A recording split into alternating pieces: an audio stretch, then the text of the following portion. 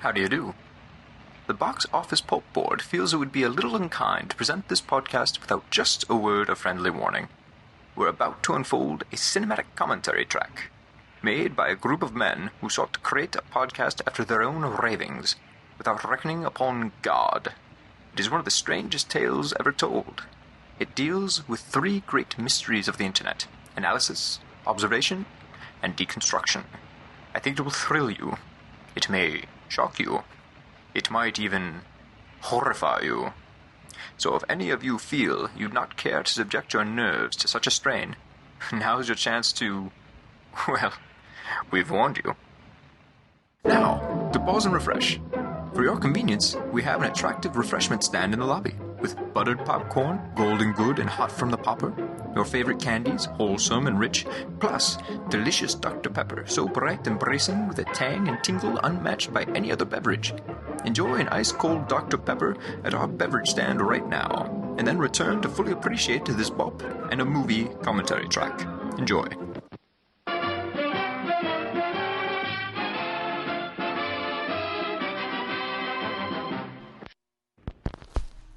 I'm going to miss him. Yeah. We were friends, you know. Can I return it if it doesn't fit? It always fits. Eventually.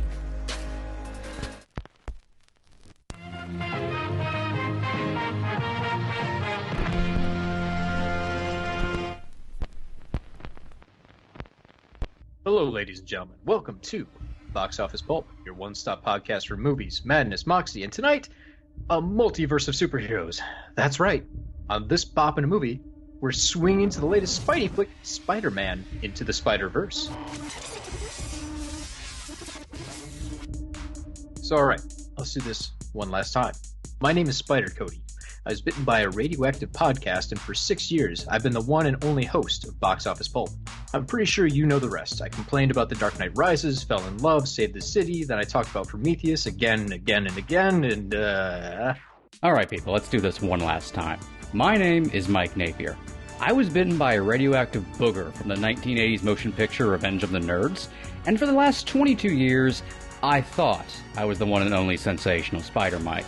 I'm pretty sure you know the rest. I saved the city, fell in love, got Trash to take her clothes off again, marriage got a little testy, made some dicey money choices, do not invest in a pop-themed restaurant. Then some years passed, blah blah blah, super boring, broke my back, lost a testicle, I buried MB, lost my other testicle, my wife and I split up, and I handled it like a champion, you know? Alright, people, let's start at the beginning one last time. My name is Jamie Marshall. I was bitten by a radioactive goth chick, and for the last 2 years I've been the one and only Jamie Lady. You guys know the rest. I joined a band, saved my dad, couldn't save my best friend, MB, so now I save everybody else, and I don't do podcasts anymore. And one day, this weird thing happened. I mean, like, really weird. I was blown into last week, literally. I landed on the internet, but not my internet. My spider sense told me to head to Box Office Pulp. I wasn't sure why until I met the two of you. dun dun dun! What's up, Danger? Good night, everybody. That was enough podcasting for us, I think. We did a good job. Good night. Yeah, We're no yeah, longer talking us. about Spider-Man. Hooray! Anyways, folks, this is Box Office Pulp. You got our names, hopefully. We don't want to have to do these origin stories like 6 more times. And tonight we're doing a bop in a movie for what might be the very best Spider-Man movie, Spider-Man Into the Spider-Verse. So, before we jump into that commentary, I want you all to get your spidey senses tingling by getting yourself drunk. We're making drinks here. I'm just calling it the Spidey Shooter because it doesn't have an official name, and it's pretty much just your normal red, white, and blue shooter. Please don't sue me, Marvel. So, all you people at home, grab yourself a ½ ounce of Blue Krakow, 1 ounce of vodka. I'm a Tito's man myself, but you do you. Get yourself 1/2 ounce grenadine, a can of 7-Up, and as many cherries as you want to garnish. So, start off. Take the grenadine, pour that into a tall glass. Pilsner glass works great. Add about 5 ice cubes, then pour in the vodka. Now, if you're doing this professionally, you would layer the vodka in gently so you get the red on the bottom, then a nice clear white stripe. You could pour it over the back of a bar spoon to get it to layer properly. Fuck that, people. Just pour it in. Just dump that vodka. Then fill most of the rest of the glass up with 7-Up. This is to your taste, depending on how watered down and sweet you want this to be. And top that off with the blue Caraco. Then put the cherries on top. So the nice thing about goofing up that layering with the vodka is you'll get a nice red spot on the bottom and a nice blue spot on the top. Those weights should kind of separate out, and you'll get a two-colored Spidey drink. I'm about to try the Spidey drink. God have mercy on my soul. Oh, that tastes just like vodka. So it's just the Spidey drink? Like, it's not like... the Spidey shooter, I would say, because, I mean, I like tripled mine up to fill the whole glass. But, if you were doing it normally, it'd be a shot, and it'd be red on the bottom, then a little bit of vodka in the middle, making it clear, and then blue on the top, like red, white, blue. But I fucked up the mixing on mine, so it was red and blue. Those are the important Spider-Man colors. Exactly, yeah. Word of warning, all the grenadine on mine is at the bottom, so unless you're taking a deep, deep drink, you're really just going to get the other liquors. You're not going to get that sweet cherry-flavored drink. Now, folks at home, as always, when you make this drink, there's a little added extra mile you have to go. In this case, make the drink, take a swig, accidentally, inadvertently, cause the death of your uncle. It's the only way. And hopefully, give it a couple of years, he'll visit you in your car to let you know that your recent thoughts about changing career paths have made him ghost sad. So be prepared for that. And thus I became Alcohol Man. Peter. Why was Uncle Ben also drunk? Were they hanging out drinking together and one just died in the car accident and Peter was like, oh, it should have been me driving that night. There. Get the Advil. Oh, they can never know. There. I don't want to do the show anymore. I just want to hear you say, Peter. Oh, the last time we got together and watched Spider-Man, we realized that Cliff Robertson just becomes Patrick Warburton for a moment when he's dying. Peter. Peter. We're making gravy without the lumps. So anyways, folks, if you've never listened to a bop in a movie, we're going to watch the film and add a commentary track over top of it. You're welcome to pop in the movie to your DVD player, Blu-ray player, 4K player, you do you. I really love that phrase. I realize I use it all the time, but I love that phrase, so I'm going to do me and keep using it. It's so versatile. It 5 works. by 5. Yeah. So we're going to watch the movie. You can watch the movie with us. Mike is going to count us down from 3, and then we're going to start the film and start talking. Or you can treat this as just a normal old podcast, listen to it without the movie. Again, you do you. It's your life. Is that your with great power responsibility? Like, is that Alcohol Man's credo? That's what he says every time he's chugging. You He's doing do it. you. He's doing Edward 40 hands, and someone's like, it's a Monday. Shouldn't you be sober? And, no, I do me. That's Oh, you just know what terrifying. everybody should do, don't you, MB? I just really like the idea of this joke of him playing Edward 40 hands by himself on a Monday night. I don't know how he taped the cans to his hands That's a superpower. or how he's going to get them off, but he's just partying in his own house and somehow answering texts with like his elbow if people are asking him if he's okay. Can we write this comic just a dude who has the power of drunk party games? Isn't it just has box to office exist. pulp guy? He's the best at beer pong. You were just describing box office pulp guy. This is his secret life. All right, now that I'm adjusting to the Spidey shooter, the blue, I keep muddling, I'm not sure, Caraco, Sirocco, it's not that one. If you add that in the vodka, that's pretty much what the drink is. It's going to be all grenadine at the bottom because I didn't make mine a shot. It's not so bad now that I've gotten used to it. I'm kind of digging this. Can I start the commentary now? Oh, yes, please. We have like 2 hours ahead of us. Okay. 1, 2, 3. Lift off. I do want to say I did not, like Cody, make a fancy drink for this commentary, but I did inject myself with some globulin green, so I look forward to seeing the repercussions of that throughout this commentary. You fucking junkie. It makes me feel alive. Never apologize. You do you. God damn it. Thank you, Cody. Fetch me the promachloroparaceine.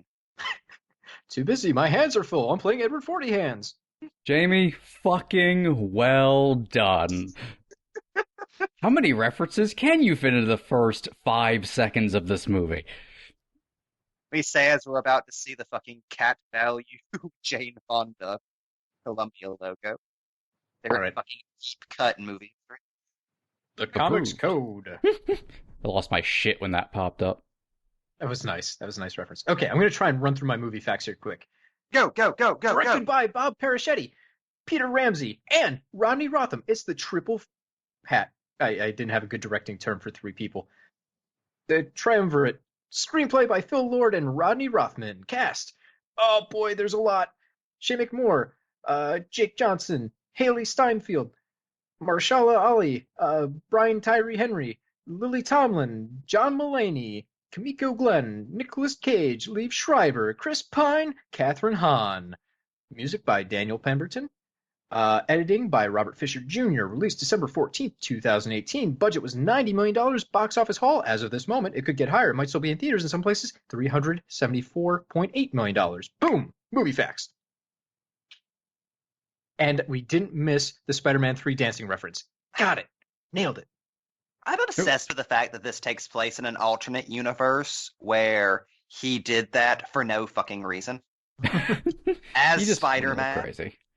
All the timelines are linked. They all had that moment where they awkwardly dance. Some had better reason, some had worse reason. I love finding out in the director's commentary that had to be fought for. Lord and Miller were not exactly for it. Huh. See, that seems like a thing the studio would have been like, hey, could you not make fun of our movie that, basically derailed Spider-Man for a decade? The God shot of Spider-Man always amuses me. This Spider-Man fucks. Just imagine, though, like if you look 2 years into the past and you were told that Sony's going to make their own independent animated Spider-Man film that doesn't share any continuity with these other Spider-Man movies, and it's its own new continuity. We're going to redo the origin story. My response would have been to tell them just, oh God, no, please stop. Sell the property outright to Marvel. Just let them We were have all it. very confused when it was first announced because it was years before they announced that it was actually a Miles movie. Yeah. Yeah. And it was a movie that was Tom Rothman's idea, too. Like, it blew my mind to find out that he was the guy who was like, man, why don't we just do this as an animated movie? And yeah, I'm just astounded every time I watch this that somehow Sony, who has screwed the pooch on multiple occasions, let's be honest here, Spider-Man 3, not great. They kind of screwed Sam Raimi. He was writing a Spider-Man 4 while they're also receiving pitches for Amazing Spider-Man. Then they went with Amazing Spider-Man, and that wasn't great. Then Amazing Spider-Man 2 came out, and that made Amazing Spider-Man look better in retrospect because it wasn't Amazing Spider-Man 2. That made House Party 1 look like House Party 2. Sony did not have a good track record, and at this point, even Marvel was like, let's just not do an origin story for Spidey anymore, because everyone knows it, they're tired of it, they're sick and tired of Spider-Man having his uncle shot and getting bitten by the radioactive spider. Then here comes Into the Spider-Verse, where we're introduced to multiple spider people. We get their origin each time as a fast-forward meta-joke. This whole movie serves as a giant origin for Miles. We see the radioactive spider. We see Uncle Death's. They basically threw in all the stuff we thought we were Uncle sick of Death's. and made us love it again. Just through volume. I mean, think about it. This is a world where Uncle Ben is dying across all timelines over and over again. Just, better. Go, Gunslinger. There are other worlds than these. Yeah, it's really weird to think, like, as much as I adore Homecoming and I like the direction they're taking Spider-Man under Marvel, Sony's doing the more interesting stuff with the Spider-Man universe between Venom and Into the Spider-Verse, like polar opposite films, but both things you'd never really see from a movie studio that wasn't just throwing at whatever the hell they could at the wall and seeing what sticks and accidentally landing on Prestige. The in full fuck it mode. Well, that's the thing about this movie. The talent involved here did not accidentally land on anything. This is a remarkably well scripted movie. The voice cast is well cast. The animation style is groundbreaking. Like everything here is a risky move, but incredibly well done. And I don't think you hit on all those phases accidentally. It's not like one portion of the movie is good. Everything about the movie is phenomenal. It's stunning. Oh yeah, this is the kind of production that Disney would have put together in the early 90s. Yeah, everything in this is so unprecedented. It's like it's really giving the creative team total carte blanche to do whatever the hell they want and come up with a real artistic like masterpiece. Like you don't expect this from a studio. No. No. God, and the fact it only got nominated for Best Animated Picture, Tragedy. like it definitely deserves that. But boy, doesn't it feel like this was one of the best films of the year? I'd be hard It was my pressed. number one. Yeah, I'm hard pressed to think of something that's better than this. This is one of the best movies of the last couple of years. This might be my favorite animated film at this point. I think this would be my fifth time watching it now, and I'm still not sick of it. Like, I want to have every moment of this movie memorized like it's a favorite song. Yeah, and even disconnected from Spider-Man. Oh yeah, the script work is, like I said before, so good. Everything works out. There's a lot of moving parts here, but all these characters have real arcs, motivations. Yeah, except for maybe like Spider-Ham, the intentionally jokey character who is a cartoon. Even he And still gets even he has pathos. Dr. Crawdad to battle. That opening short is phenomenal. If you have the DVD and you haven't watched it yet, you're doing yourself a disservice. It's a couple minutes long and you're gonna love it. You're gonna want to watch it before the movie every single time. It's might as well be super glued to the film for me.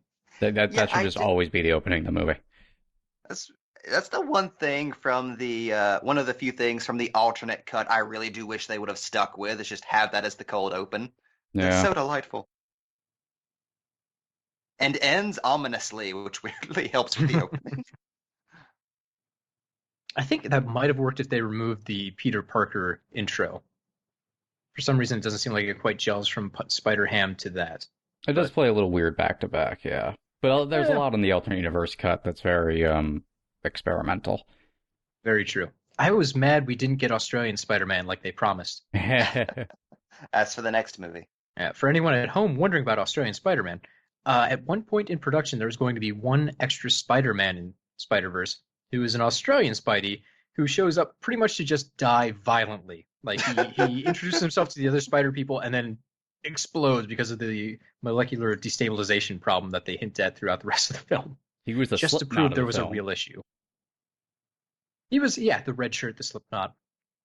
Unfortunately, no hints of him remain. That would have been such a dark beat for this film. Oh, and look at this. I mean, it's not really subtle, but it's something you could easily miss at the fact it's Great Expectations. And Miles' whole story revolves around him being afraid to become Spider-Man because he doesn't believe in himself.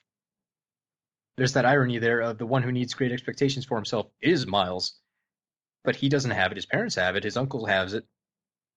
And he needs to come to terms with he is a capable person. That's something that's very fascinating about Miles' identity as Spider-Man.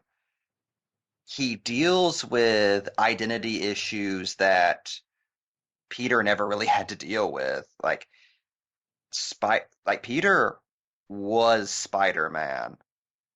Like it was it was a version of himself he created, but it was still very much him. It wasn't anything he had to live up to. And that's the amazing thing about Miles existing in both this film and in the comics is you get that legacy character aspect to a Spider-Man to a character that's such a is so defined by individualism. That's why it's always delightful in any medium to see the Spider-Man mantle treated as a mantle, as a legacy. The final season of the Disney Ultimate Spider-Man cartoon did that really well. Yeah. And there's something very genius about doing an unconventional superhero legacy story with a main character whose entire shtick is trying to live up to expectations, trying to be the person everyone wants him to be when he has no idea who he is. And when he, just as a person, he's a complete mishmash of so many different things. Yeah, and to walk back something I said earlier, his uncle thinks Miles can handle a lot more, but he doesn't push him towards that stuff the same way his dad does, which, I mean, is pretty evident in the fact that Miles would rather ignore his dad's call and then play hooky, escape school, and hang out with his cool uncle. There's that idea that he's the guy who will let him kind of coast by in comparison to his dad, who was, wants the best for him, just wants to push him towards his potential. And then we realize later on that, no, the uncle's actually a bad guy. But, whoops. It's interesting that this movie takes, like, Spider-Man, the idea of Spider-Man, and applies it to a state of mind. Yeah. Like, it's a line that's in all the marketing, but doesn't really make it in the final film, where Peter says, what makes you different makes you Spider-Man, and that is such a beautiful encapsulation of what Spider-Man means as a character and a superhero.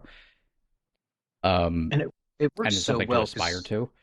Yeah, well, later on we'll see Miles kind of get hassled by the other Spider people because they ask, hey, can you, take a punch? Can you do this? Can you do that? All the Spider-Man things they can all handle, but Miles can't, and they treat it like a bad thing, that he's not them. When in the end, because he's different from them, that's his true strength. Yeah. Which is kind of funny. We're dealing with Spider-Men and all the common things in the Spider people, all the things that bring them together, but really we're trying to celebrate their differences. And that's such a fascinating take with Spider-Man. Like, again, that character who's defined by being singular and being unconventional, being in a completely different league than any of the other superheroes. It's always kind of an X-Men idea. Like, we are united by the fact that we are all in our own way freaks. Mm-hmm. At the very least, this version of Spider-Man can see colors, so he's got that going for him. He's not film noir Spider-Man who can't solve a Rubik's Cube. God, finally, you were seen in a film. Is this purple? No. Is this blue? No. But I'm glad you said that, because that's something I didn't really pick up on until my last rewatch, which is something that's very beautiful about this film. Other than the stuff with Miles and how the rest of the group feels towards them, no one's ever really told to be different among the group of Spider people. Like, nobody ever tells Spider-Ham to be less cartoony. Nobody ever really comments on Spider-Noir's personality or Penny just being a walking anime character. Everyone's allowed to be completely different, and there's a mutual respect between them because they're all Spider-Man. It's very early in the commentary for me to wrap the central theme back into my running joke, but would you say you do you? In my head, there's like air horns going off and like confetti coming down, like, oh, he nailed it! Jesus Christ. There is, like, that's fucking the most alcohol man thing in the world, ending the commentary 20 minutes. I nailed it. I got my point across. Boom. God damn it, alcohol man. Third timing. I'm going to pass out now. Okay, so this scene here is typically the kind of scene I have such a hard time sitting through in the theater. Like, you just feel so awkward and embarrassed for Miles. But I love the twist here because they're both going through the same scene at the same time. Like, they're both having the exact same problem. Gwen Stacy can't remember her name. She's in a panic. Miles is trying to hit on her, and he's like too panicked to quite figure out what he's doing. He's moving in slow motion. And that resolves the entire problem I have of this scene, because instead of feeling self-conscious, you realize neither one is really aware of the other. They're too wrapped up with their own problems. Oh, it's amazing watching this scene both ways. Paying attention to one or the other. Yeah, it's very strange. Instead of one just being a kind of straight person for the joke, they're both essentially, characters with agency moving through the scene. It's like for a second the scriptwriters forgot that there is one protagonist or main character and wrote this as an ensemble piece, which, I mean, it truly is, even though we're introduced to Miles first and he's kind of our POV character for the film. It is such a great seeding of whenever we see things from Gwen's point of view later on, and really enforces the idea that each one of these characters is the protagonist of their own personal Spider-Man movie that just happens to be crossing over. But it's really impressive to me that through all of these different characters, being kind of a team movie, it never actually feels like a team movie. It's always they're there to center around Miles and prop up to enhance Miles's arc, either through a theme or as just added support. The focus never moves off of Miles, despite how large the cast grows. That's really the miracle of this film. Like, how is it totally a Spider-Verse movie while also just being a straight Miles Morales origin story?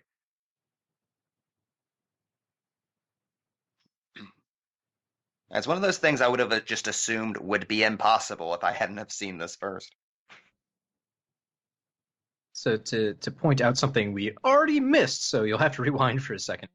When Miles enters this room, the camera switches over to his POV, and you actually see the camera scan left to right, then quickly zoom in on what he's looking at, the laptop. And it's a great example of how the camera is very fluid in this film. It's not just like a static, we plopped it down, put cool animation in front of it. The camera is doing a lot of really neat, fluid things this entire film. Like this scene where it turns around the corner to center itself around Miles as he walks along buildings. So many neat little touches, and they fully use the fact that this is a fake camera in a digital landscape that can do anything it wants. But they get around it looking too artificial by adding all sorts of little camera wobbles and hesitations. There's a lot of humanity added to the camera movements you wouldn't necessarily notice unless you're watching it directly to see how the frame is changing. I don't know if you have a traditional cinematographer in a project like this, or if it's all down to the animator choosing where the camera goes. I'm sure there's some sort of specialty position in animation to decide what the actual output of the scene comes in as. But whoever made those decisions did just an absolutely fantastic, brilliant job. Oh, it's like the one little bit we just passed when Miles falls in through the window. There's, if you notice, he falls before the camera pans down. Yes. Like it simulates human error of just being off timing-wise. Missed him. Yeah. It wasn't like the camera moved down and then he fell, or matched him as he fell. It's like, oh, shit, hold on. But it'll still, in the action scenes, allow us to do some kind of stuff we couldn't easily get with a normal camera. And it's easy to ignore this now, because in so many action films, the CGI basically guides the camera anyways, and you're just existing within a CGI frame. Yeah. But in here, it feels more natural, and all the cool stuff the camera does really nails the action and brings it home. Later on, when the Prowler chases after Miles and he starts jumping between crashing cars and motorcycles, the camera can get right in there and show everything in slow motion. And it doesn't feel like you're making a jump into an action scene. It just feels like the camera is giving you a little extra at that moment. This is the only movie, Spider-Man movie, that's captured what Spider-Man comic book panels are like. Like, Spider-Man's plane of POV is completely different than most characters. You know, a panel can be upside down 1 second, and then the next panel is tilted in the opposite direction, and then flips around to 360. And this is the only film that captures that POV of Spider-Man, of flipping around and constantly changing perspectives. It's almost it reminds me a lot of McFarlane's perspective whenever he was drawing Spider-Man, like everything was based around how Spider-Man moves. Whenever he was drawing the character, and every angle was predicated on that.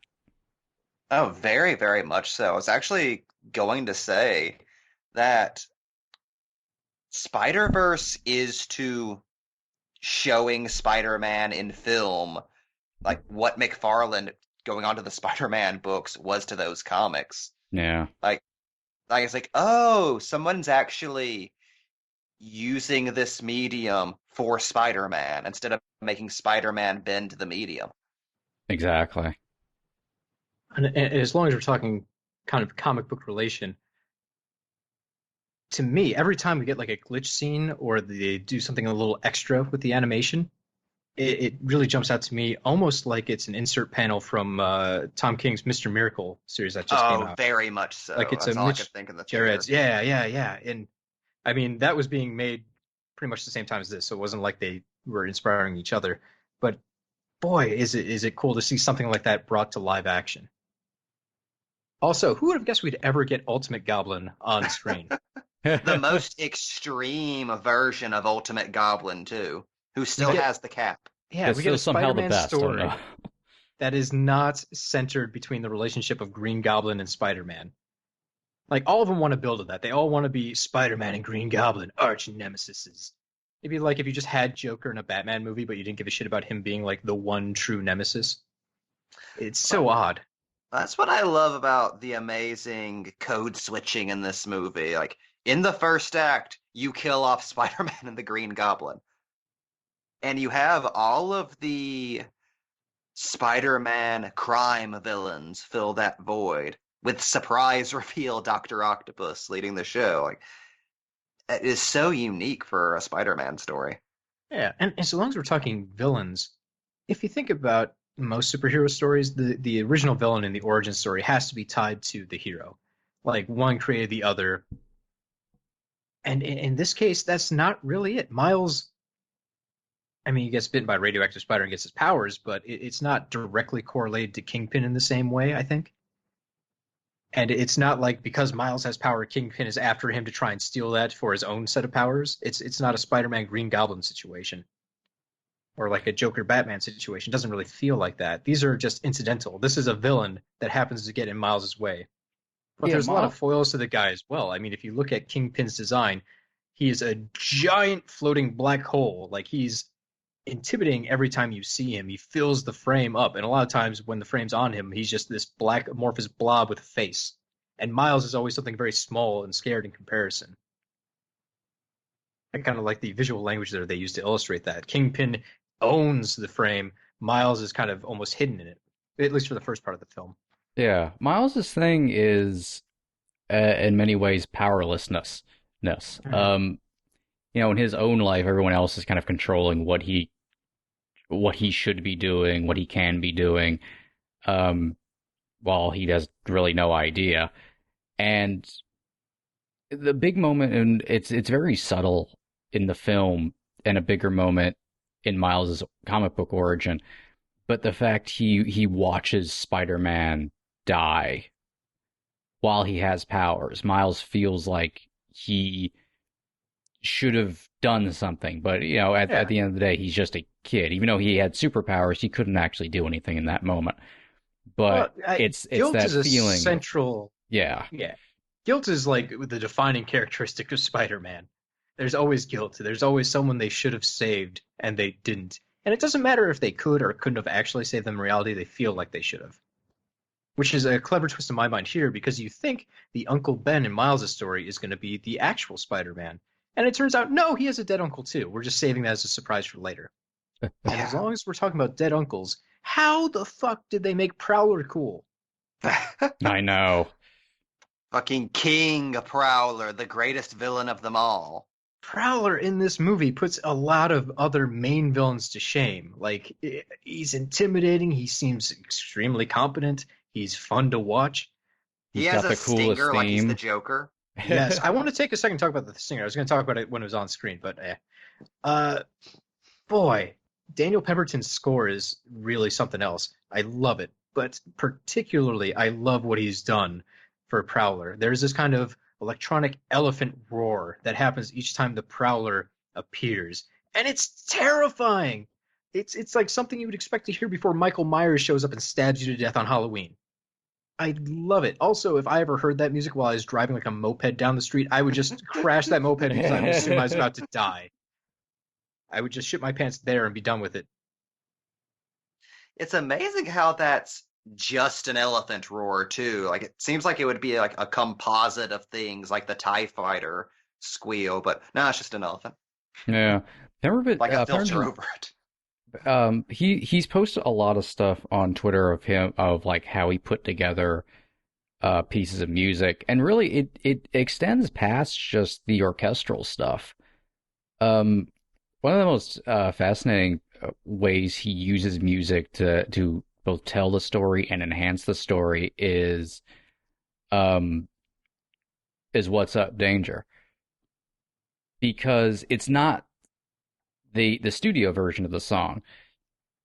What he did is he took the song, he took What Up, Danger, then layered underneath it kind of Miles's theme that plays kind of for Miles, for his uncle, for his father, like various different moments. And he also took kind of the main heroic Spider-Man theme that plays throughout, and he layered all three of them together into one song. And it's a great melding, I think, of what Miles's arc is, of him finding what Spider-Man he is, where he's like his heroic becoming Spider-Man moment isn't everyone else's theme playing. Like everybody kind of gets their own theme, but he doesn't get the main Spider-Man theme. He doesn't quite get the Miles theme. He gets the music he listens to, then his Miles theme, and then the Spider-Man theme all melded together to create something completely new. That's an amazing detail I didn't know about before. The thing I thought was just more fun, cool. Like, hey, he took the orchestral score and put it on a turntable so he could remix it like an old school, DJ. That's fun. But yours carries a little more weight. Well, my favorite thing about that is you also get the boom of the heroic Prowler sting. Yeah. Which tells you so much, like in terms of like just movie storytelling. That's such a cool idea for Miles as like the version of Spider-Man that he is. That's pretty much an invention of the movie because they don't really play with that in the Bendis comics, which is the idea of Miles as carrying on both the legacy of Spider-Man and the Prowler, and those two influences being inside of him and influencing the way he's Spider-Man. Like, that's such an interesting idea for a legacy character. So, do you guys think it was an intentional meta joke that essentially the perfect Peter Parker is voiced by Chris Pine, the guy from the DC movies?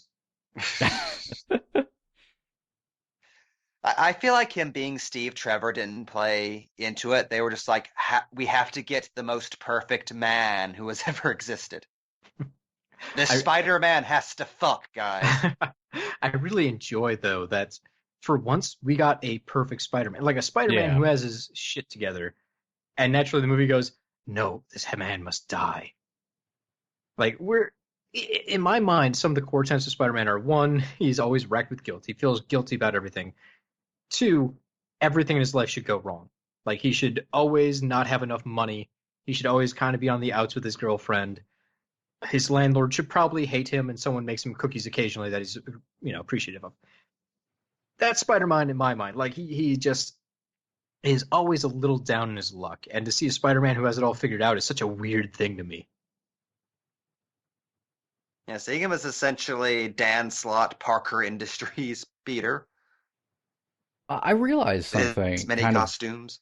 Yeah, I realized something about, because the whole Perfect Spider-Man thing was like kind of, it didn't throw me at all, but it was so unique to just this. Like, wow, this is Spider-Man just as Superman. Like, even in the Raimi movies where he's the only hero that exists, like, everyone still shits on him. Exactly. So, yeah. And Tobey Maguire still fucks things up constantly. Yeah, and I realized why the Spider-Man from Miles' universe is like this ultimate perfect version of Spider-Man. And it's because Miles's universe, and it's kind of exemplified through that opening, when Peter's introducing himself, is this world is what Spider-Man means to the real world as a cultural figure. Kind of So like it's Spider-Man through the eyes of Miles. Exactly, like the joke about the ice cream fucking cone thing. It's like, of course, referencing a real thing, but also the fact that that thing actually kind of has meaning to us for both, history from when we were kids or just in the zeitgeist. Just the fact it has Spider-Man on it. Like, Spider-Man actually means something to the zeitgeist. It's like Superman's S or Batman. Like, Spider-Man really is a cultural touchstone, especially unlike many other characters, I think, because he's very humanistic for many people, particularly children. So Miles' Spider-Man is kind of what Spider-Man is in our heads. Like when we get excited that a new Spider-Man thing is coming out, like that's the Spider-Man that exists for Miles to then have to live up to the legacy of. Yeah, and if you're stepping outside the movie, that makes perfect sense because they're trying to introduce to audiences a new Spider-Man, which to comics readers, not a big deal. But for general audiences who don't read comic books, holy shit, that's like, okay, it's been 60 years and they want to just tell us there's a new Spider-Man. Why should we accept that? And I like the idea of saying, okay, well, that was like the perfect Spider-Man is the idea we've grown accustomed to in our reality. What if we accepted this new Spider-Man? And I've overrun what might be the finest Stan Lee cameo. I love the fact that is both as cheesy funny as a Stan Lee cameo should be, but also surprisingly touching. Like, it always fits eventually. It's a great Stan Lee way to phrase becoming a superhero. Yeah. And it ends with a sleazy Stan joke, so it's perfect. It really is perfect. And it's the perfect moment. Just to top that off, we get Stan Lee one more time later on just being a real heel. So it's a great way to pay respect to Stan. There's also the very nice little interstitial at the very, very end. It's going to be so weird after Endgame, where we no longer have Stan Lee popping up in every movie. Yeah. There's something fascinating about the fact that Endgame is going to be the last. Like, that really isn't the end of an era. God, I hope they make it as morbid as possible. Like, everyone gets unsnapped except for Stan Lee. No, Cody. Everyone's undusted and Stan's like, hey, what about me? Excelsior. And that's actually the secret. Like, he's the one who dies to save the Marvel Universe. That's even worse. He's in the Soul Stone by himself, just looking around. What'd it cost you?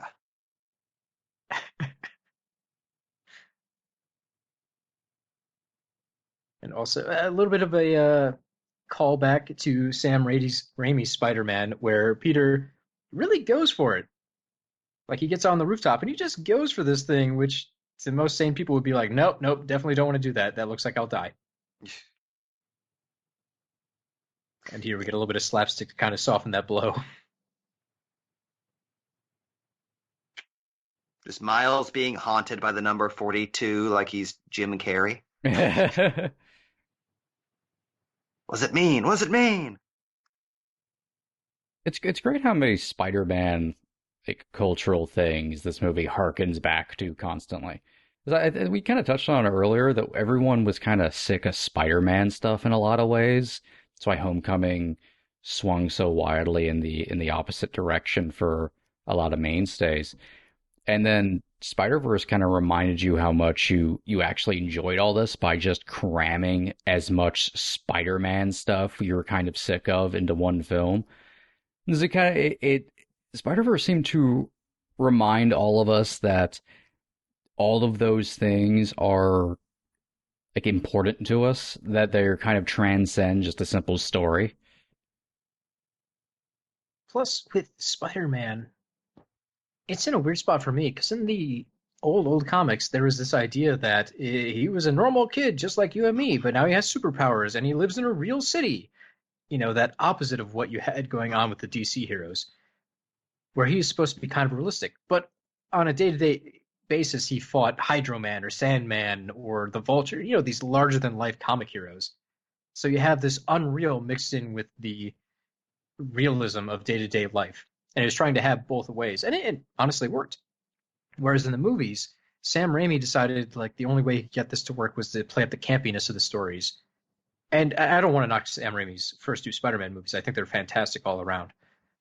But then the MCU gets Spider-Man, and they have to kind of fit it into all the other semi-realistic superheroes. Like, you can't have something as ridiculous as Scorpion just wearing like a giant green leotard with a giant robot tail. I like the MCU movies, but they have to kind of soften the blow, I think, of some of the comic books. Whereas with this film being animated in such a wild fashion as this, they can really get away with what they want. They can make this movie sincere, but they can make it extreme. They can make it realistic, but highly animated and exaggerated. They can do all sorts of weird things that wouldn't necessarily work in live action, but play perfectly in animation. Yeah, you have to be very choosy with when you choose to play Spider-Man as Myth.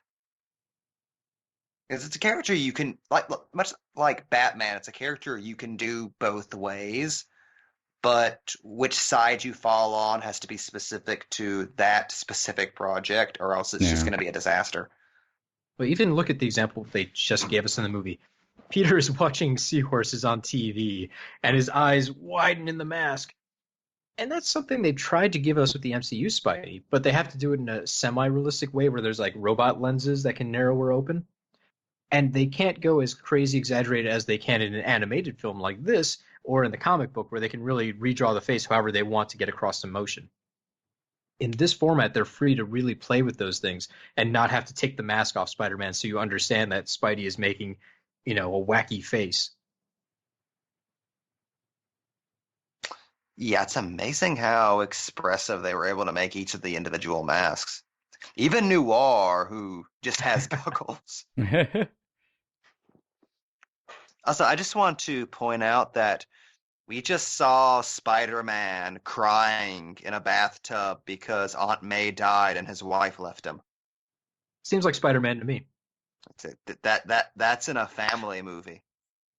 So you want to just freeze frame the movie right here and just look at all the weird things going on in the background. I believe there was a poster for a Seth Rogen movie called Hold Your Horses with Seth Rogen as a giant jockey man. I like Evil Oh Hello that's in there.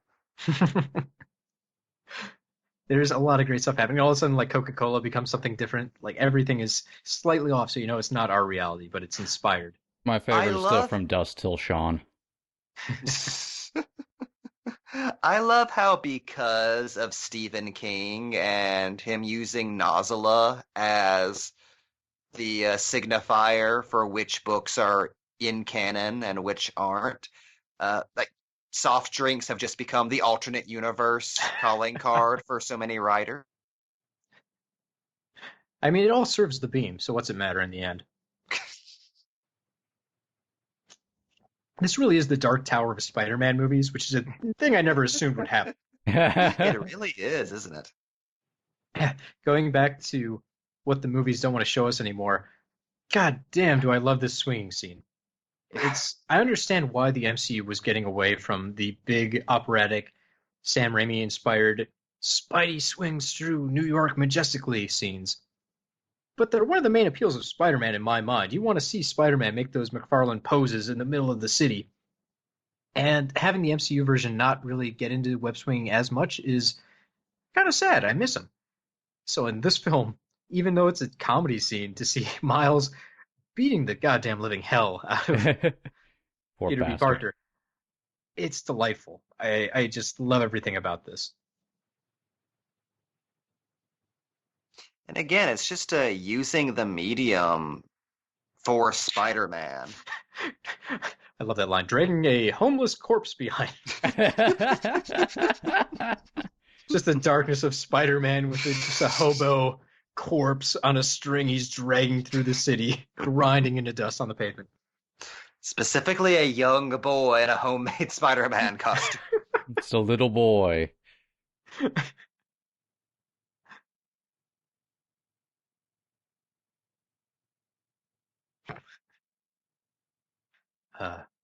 This movie, it works as an God action damn it. film. It works as a comedy. It works in like 10 different directions. I love that. That bit there. Maybe you can go around. If you wanted, this could just be pure comedy. You could cut out all the action bits and you'd still be left with a very good movie. I think that's what makes this truly great. There are so many different parts moving at the same time that all like blend together perfectly.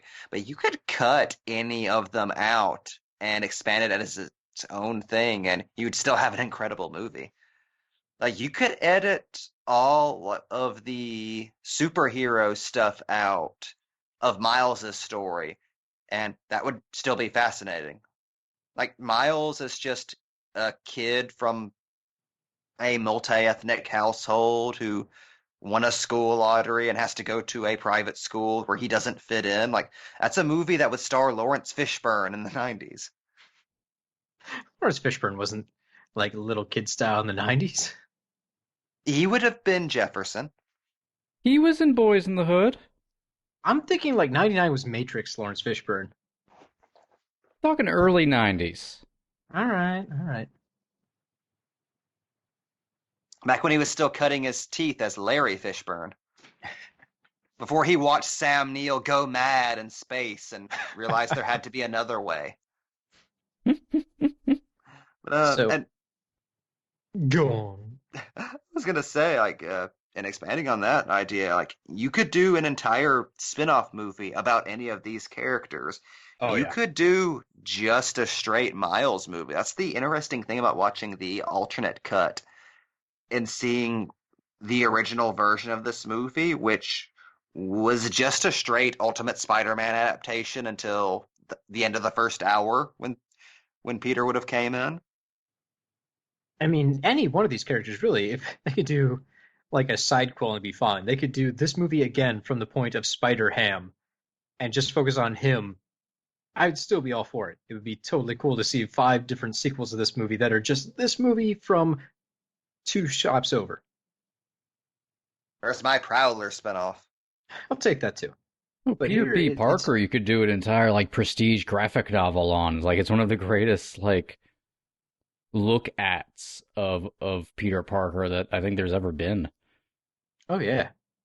Yeah, this is something I thought was really fascinating in the choice to portray Spider-Man like this, because what we're getting in this movie is essentially a much, much more pared down version of Peter in Earth X and Spider-Man Reign.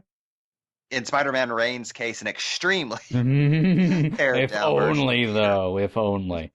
Just Peter getting fired from a flower shop because he can't stop crying over his dead wife. My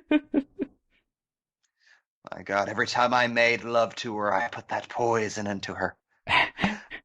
But I find it fascinating that like it never really gets discussed, and it wasn't intentional, but that's essentially become Peter's Dark Knight Returns. Like it's just established that that's Spider-Man's doomsday scenario. If Peter loses his family, he's not Peter Parker anymore, and without Peter Parker, there is no Spider-Man. Like the worst thing that can happen to him is he loses MJ or Aunt May and just becomes a flabby self-parody of himself who cries all the time. That's something very specific to Spider-Man that this movie focuses in on and definitely seems to understand. It's like what defines Spider-Man is that he has no idea who he is if he's not taking care of somebody. Yeah. Like it's like Batman and like Batman's drive to fight chaos. Like Peter can run from responsibility all he wants, but at the end of the day, he's addicted to it. Like, that's his fucking, the rain on my chest is a baptism. I'm glad you mentioned the fact that Peter can run from stuff, but it comes back in the end. Because, as we see here, pretty much all the Spider-Men are running from something. I mean, here Miles is running from his own excellence. Peter B. Parker is really running from his fear of starting a family. And to that end, he doesn't want to mentor Miles, because that's the extension of, screwing up a kid. Although in the end, they realize they have to embrace all this stuff and they're better off for it. It's confronting fear. I do want to mention, too, what a weird but interesting structure this film has, because they're interesting. They're adding characters as the movie goes on, which is very odd to me. Typically, you think, like, hey, your principal cast pretty much at the end of Act 1. We were about 40 minutes in when they introduced Peter B. Parker. And, we still got another, 15 minutes after that, basically the end of this action beat before they introduce Spider-Gwen. And then the movie goes on for another half hour or something like that before we get the entire Spider crew. So they keep kind of upping the stakes of the story by building and building and building the cast of this movie out. It's an interesting take that you really wouldn't see very often. Can you think of an ensemble movie where the ensemble grows throughout the entire thing instead of shrinking? Imagine Wizard of Oz. Yeah, like Ocean's 12, if they started with 3 characters and then, at the 45-minute mark, they're like, oh, we need 3 more. And then, 45 minutes after that, and here's the rest of the number. Or in The Hobbit, if they introduce all the dwarves at the end of the first movie. It's like a Final Fantasy game.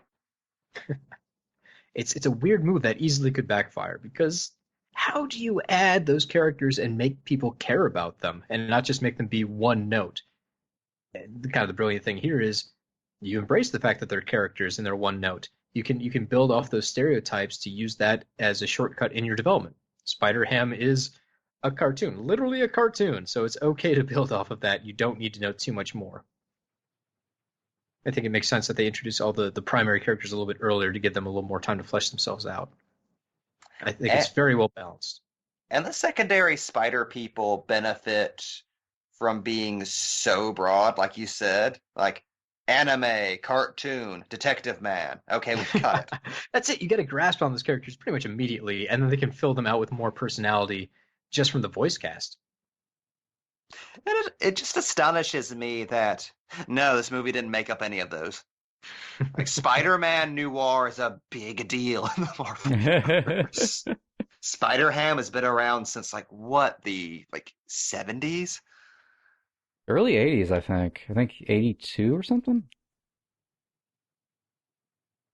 There's someone right now listening to this commentary. He's like, you idiot, Spider-Ham. Screaming at me. I don't care, person. I don't care. I know I'm wrong about everything. I will say this film's version of Penny is an improvement, I think. Oh, yeah. Definitely the best version of Spider, I think, who's just creepy robot Spider-Man in the comic. I'm frantically Googling right now to try and figure out where the fuck the Spider-Ham introduction was. 1983. There we go. I was only off by 1 year. He first appeared in the one-shot comic book Marvel Tales, starring Peter Porker, Tales spelled like T-A-I-L-S. Peter Porker, The Spectacular Spider-Ham, November 1983. Which was then immediately followed by ongoing bi-monthly series Peter Porker, The Spectacular Spider-Ham, under the Star Comics imprint. What I want to know is, where's my goddamn Captain Carrot movie? Release the zoo crew. I think about that a lot, honestly. I legitimately think about that a lot. We passed it, but one of my favorite little bits about how intently writing-wise and direction-wise they pay attention to character. I love how we've seen Miles sing Sunflower twice in this movie, and it's very clear he doesn't really know the words to the song, but he still sings it anyway, and I love that so fucking much. And partially because the song wasn't done whenever they just had a beat. There's a lot to love in this particular scene. Peter B. Parker actually being pretty good at certain things. Like he memorized that password instantly.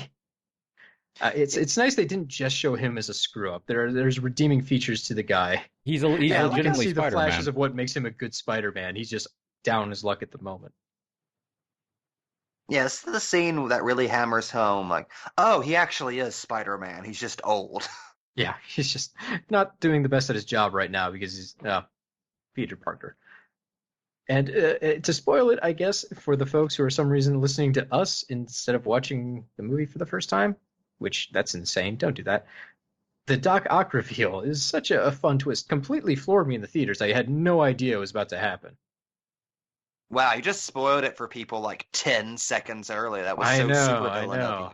you. They're Wow. going, You're the real Lady Octopus. I didn't mention anything about spoiling Prowler, but this I draw the line. I do love how Peter figures it out, like, right before the reveal. But it's a great redesign of the character because we're all I very love it familiar with so Doc much. Ock from Spider-Man 2. And instead of going with Molina's like noble scientist who has become possessed by science, this is someone who is just bad, This is just comic book Dr. Octopus as a lady. a Yeah. much younger lady. And the redesign too, I love that. There's all those So visual good. twists on what you expect from the villains. Instead of giant metal arms, we had these odd inflatable plastic tubes. I like the Yeah, I really silicone. love the It's so high cool. look. Yeah. And her jumpsuit is such an interesting take on the ultimate Dr. Octopus costume, that silver and green onesie he had. It's really great to see that like finally in a movie. It's always one of his better looks. Also, keeping with the custom of Doc Ock having weird haircuts, like instead of the fishbowl thing that classic Doc has, we have a beehive. Like a messy science beehive. That has multicolored streaks because she's a kook. What I love about that is that does totally track. If Otto were female, he'd be Miss Frizzle. Oh, yeah. So can I Also- say how much I love the one scientist just getting one last sip of the coffee? There's so many great details here. When Oh, the my one favorite scientist gets is- hit with the bagel, it says Bagel. Get Or him, the stole a scientists- bagel. Immediately the scientists see Spider-Man and all jump into action. Like they have laser guns and stuff. Like they're ready for this. And also, we're way past the point here, but I have to bring it up. Everyone is aware of this joke, but kudos and hats off to whoever wrote the monitor joke in this movie. It's just absolutely perfect. The best joke in this whole thing.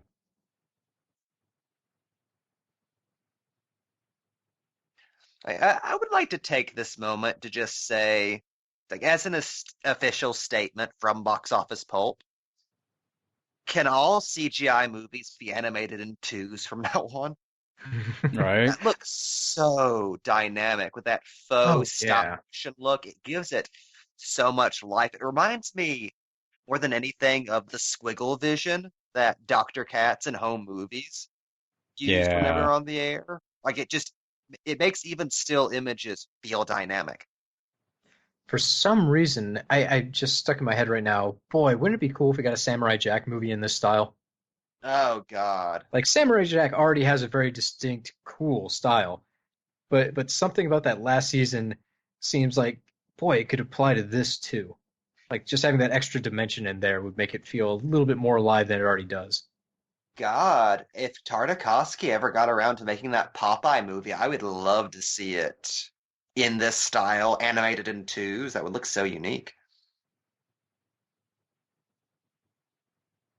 It'd be perfect for an adaptation of an old Fleischer cartoon. Oh God, that'd be cool. It's funny because just remember the trailer came out and I think everyone's reaction to this was, I might need a minute. Like people were kind of worried, like they didn't quite know what to make of the kind of herky-jerk look of the animation. But boy, by the time the movie hit, I know I was 100% sold. Like it Well, only took a nothing minute looked for me to like be like, this. yes, this is good. Or also, I know some people still don't like this, but for me it works. A lot of the times in the background, they'll do an imitation of kind of stereoscopic view, like like an out of frame 3D look. You can see They'll the do it in the backgrounds are foreground, blurred or too. doubled. Yeah, you can see it all over. It gives this idea that there's dimension even when it's a 2D animation. And Yeah. some folks, I think it bothers because like, what is happening here? This just looks like crazy, weird, pointless animation. But again, this movie it feels like I'm watching in 3D every time I watch it. Yeah. Oh yeah, I didn't realize until long after watching it that was done to replicate bad printing in old comics. Oh, really? That was the reason they went for? Yep, because everything in this is meant to replicate comic book colors and comic book coloring specifically. I did love on the commentary how they had to keep mentioning the Kirby crackle. Like they're just so excited to see it every time it was on screen. Seeing Kirby crackle in a movie is incredible, as is a Robbie Rodriguez Spider-Gwen cover animated. That thing I would have assumed wasn't possible. Yeah, how Another did that- thing you wouldn't think would be possible. We get Spider-Gwen in a movie. Yes. And in my mind, every time Gwen is in a film, it's just a cheap setup. Like, oh, she's going to get killed by a Green Goblin. Spider-Man will feel bad because he caused her death inadvertently. and that's her storyline. It's amazing we got Gwen as a full-fledged character that completely circumvents even mentioning that. The closest we get is, in her universe, Peter Parker dies. Yeah, there's something very almost triumphant about the fact that the story of Gwen Stacy as a pop culture character has completely changed in 5 years. Yeah, I mean, from this, people are so excited about Spider-Gwen, I wouldn't be surprised if that character eventually just gets her very own spin-off movie, a live-action one. Like, she was definitely a standout of the movie, so that's... Definitely But getting I a never thought spin-off would happen. animated movie. Yeah, and while Jason Latour and Robbie Rodriguez's run is relatively short, there is so much in that short run and so many interesting ideas. You could play with that forever. You could do an entire movie of just exploring the Spider-Gwen universe where Matt Murdock is the kingpin of crime. And there's a black female Bucky Barnes as Captain America. And her clone is Falcon, a sharpshooter. I enjoy, too, that the movie essentially fits all of Kingpin's necessary backstory into about a 20-second flashback. That's all we need to see, and we get it. Like, oh, he's a bad guy, but in this case, he has a very misguided but pure motivation. He just wants to see his family again, and, he just cares about people, actually. It's humanizing, but also you realize, no, he's evil, so he shouldn't get what he wants. And it still plays into the themes. It's Fist pining for family. Yeah.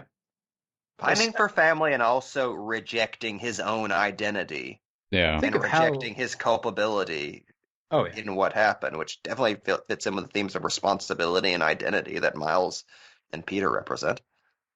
Oh, so well Just written think of movie. how many other superhero movies have villains that don't quite click, and you don't understand why they're doing it.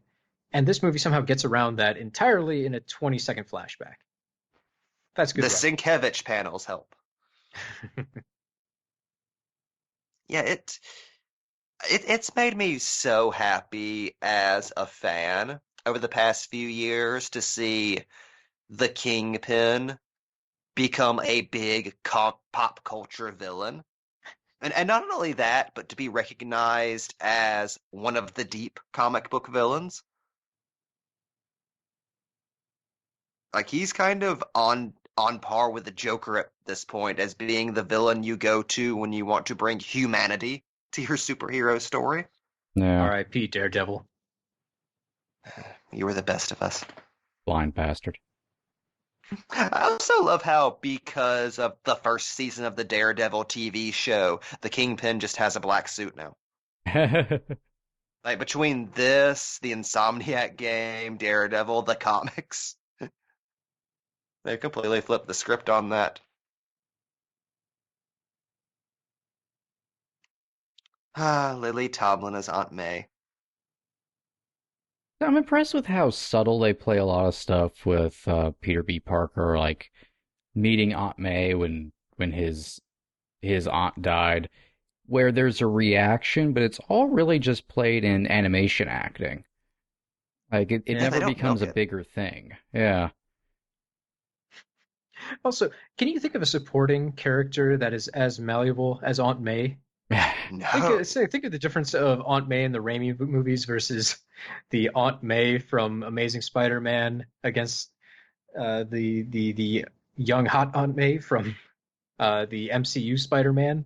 What a weird range of very, very different people we've gotten to represent that character. No, compare that to the Aunt May who's Howard the Duck's Girl Friday.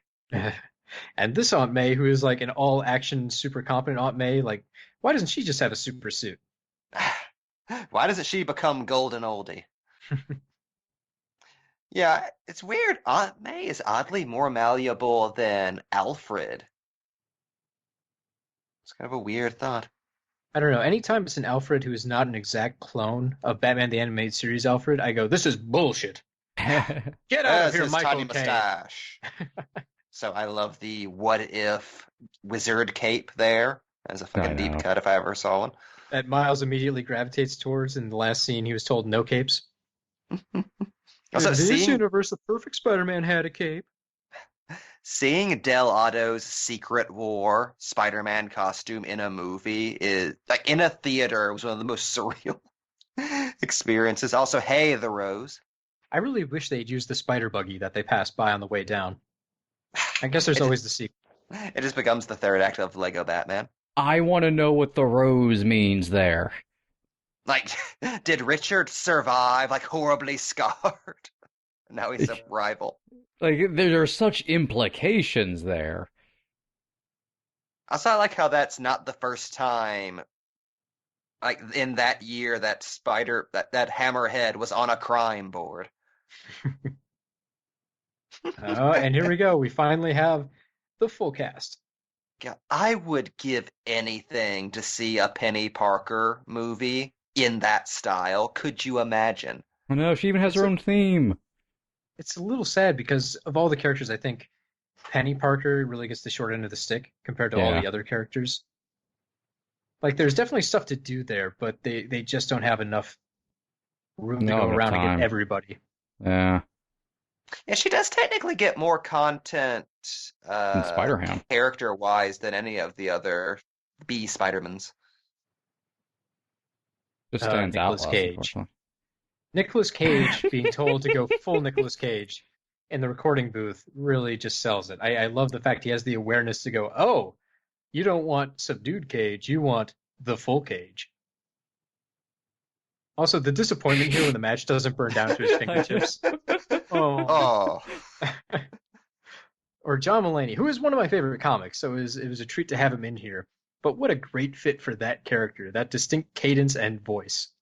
I love how that's not even Mulaney doing a voice. That's just how John Mulaney talks. Did you guys see, he was on one of the late night shows, and he was talking about when he's recording his lines, they told him to have fun with it, so he started improvising, and he didn't know what the rating was, so all of his lines were like, get him, you son of a bitch! Go fuck him up! And like he did that for about 5 minutes before he was like, hey, what's this rated? Oh, PG, so you can't use any of this. I like how he was like Paul Bettany recording as Jarvis. Like, he had no idea what the fuck this was going to be in. Well, apparently they kept the script pretty much under lock. They wouldn't tell him exactly what was going on until he was cast. Which I'm not sure, like, if Paul Bettany, now I'm talking about Vision for some reason. Just imagine John Mulaney come out there and been like, there's a Spider-Ham in this movie. People would have been very confused. I don't even know if that would have been like, well, now we can't see it. Spider-Ham's in it. We already know how it plays out. I like the idea of Spider-Ham being kept under lock and key, like he's a fucking final act reveal villain. That's fucking incredible to me that anything didn't leak about this. Like, we only discovered information about this movie when they wanted us to, when they slowly revealed things through several trailers. And there's so much misdirection in those trailers, too. Like the fact that Miles' universe has a Spider-Man already. Oh, yeah. I didn't know really anything going into this. I was surprised that Chris Pine was voicing Perfect Spider-Man. That there was going to be like Nicolas Cage doing extra shit in here. There was so much that just surprised me. Prowler I didn't know was in the movie at all. I didn't realize the Kingpin was the villain. How the hell did I watch all those trailers and not know who the bad guy was? That is weird. I didn't even think did they show Doc? No, they didn't show Doc Ock at all in the trailers. They kept that No. surprise too. Who the hell did they show as the villain in the trailers? Kingpin Anyone? is featured very prominently, as All is right. Prowler. All right. You were just drunk at the time, Cody. For once, I Those was were the only avoiding characters they spoilers. announced, oh, Liev Schreiber's playing Kingpin, Marshall Ali is playing Prowler. It's like, okay, so it's a very standard Miles movie. Because they took scenes from the movie and then animated them differently. Like Miles is in full costume at the grave of Peter Parker, and Yeah. they animated scenes just for the trailer of someone mysterious is behind behind Miles whenever he's standing at the grave, but you don't really know what the hell that means. So this connects back to a point I made much earlier in the commentary, where Miles is basically being bullied by all the other Spider people to be more like them. And they say, well, he's still a kid and he's not ready yet. He's got potential, but he's not us. And the big point of the movie here is, well, he shouldn't turn out to be just like you. He's Miles. He's his own guy. And in the end, him embracing the fact that he isn't just a Spider-Man, he's this type of Spider-Man, is what saves everyone's bacon, if you'll excuse the Spider-Ham pun. Thank you, thank you. The trick for the Spidey shooter is 3 cherries.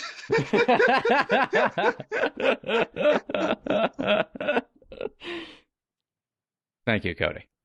You're welcome. But I like the specific way that's played, though, where it's not even necessarily them goading him into being like them. It's just them desperately trying to see what his thing is. Yeah. Like, what's the thing Miles special, which is the thing Miles is trying to figure out the entire movie. Like, what the hell is it that makes him special? Oh, Like his father tells him, he has a spark inside of him, but it's up to him to decide what the hell he does with it. but I think each character goes at it from a misguided route where, Spider-Noir is a really good guy at punching. So he's punching Spider-Man going, can you take a punch? Can you give a punch? In his mind, that's how you become a hero. That's like the characteristic you need, that physical capability. With Miles, it's not true. In Miles' case, it's the fact that he has like that electroshock. It has his invisibility or just his own personal spin on how he moves and how he attacks the situation. Also, Prowler, get your shit together and just use thermal vision all the time. I don't know why you're using blue vision. How it should have ended. He's also so ominous in his own home.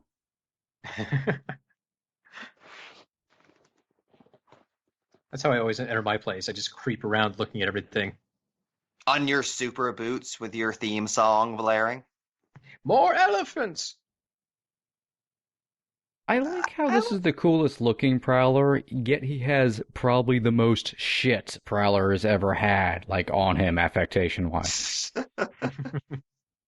Yeah, everything that goes into this design is specifically there to tell you the story of the Prowler without ever having to really do any exposition on him. Like, just from that design, you believe that he is the baddest motherfucker in the room. That's why I was very confused by the weird crown collar he has initially, but it does make him feel very royal, and it makes for that beautiful moment in the end where he has the crown above his head in the graffiti that Miles and Jefferson make. Like, it's a really interesting motif.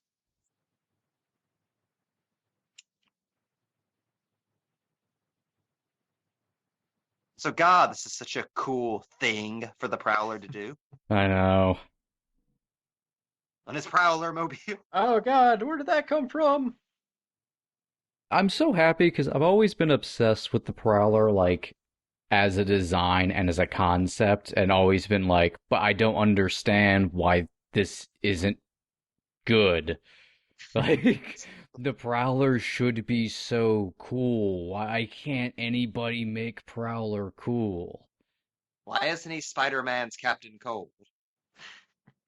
No, we can only do Green Goblin. Everyone else is secondary. Or anyone in the Sinister Six gets a free pass. Also, can you believe this? This movie gave us tons of villains, and yet they didn't decide to just rehash the Sinister Six. What a treat. I know, right? It's such a great time to be a Spider-Man fan right now because you're seeing so many aspects of the universe explored that you just never assumed would ever be in a movie. Like, who the hell would have ever thought we would have gotten Vulture and the Shocker in a Spider-Man film? Multiple Also, shockers. Penny's wheelies are the greatest thing in the world. Just watching Penny do anything in any scene is delightful. There's so much going on in the background. Also, Spider Ham just drinking tea. Casually putting his drink down, but giving Aunt May enough time to put a coaster down for him. I like how it's agreed, no matter what medium it is, if it's a Spider-Verse story, one of the old-timey Spider-Mens have to be confounded by modern technology at Peter's house. But going back to the idea that, hey, there's different villains in this one. Besides Batman, Spider-Man, in my mind, has the deepest roster of great Rose Gallery characters. And it's a shame because the movies really only want to touch on a couple of the big names. And there's a lot of even like B-tier Spider-Man characters that'd be fun to watch on the big screen. Like Shocker would be cool. Basically anyone from the Superior Foes would be a blast, even though they're all kind of funky in their own way. Speaking here- of, we have Bane, Scorpion. Yes, I here, love even though we that. get characters we're familiar with, they're completely redone to make them interesting and fresh. Here we have a kind of mecha Scorpion, which is so cool. And Tombstone, which no one ever really thinks about Tombstone, but here he is. That's neat. A complete twist on Doc Ock. Prowler is actually in something for once. It's great. We have so many cool, different characters and takes on existing characters.